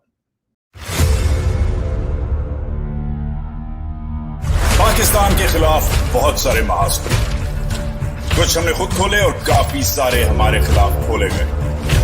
आज के महाज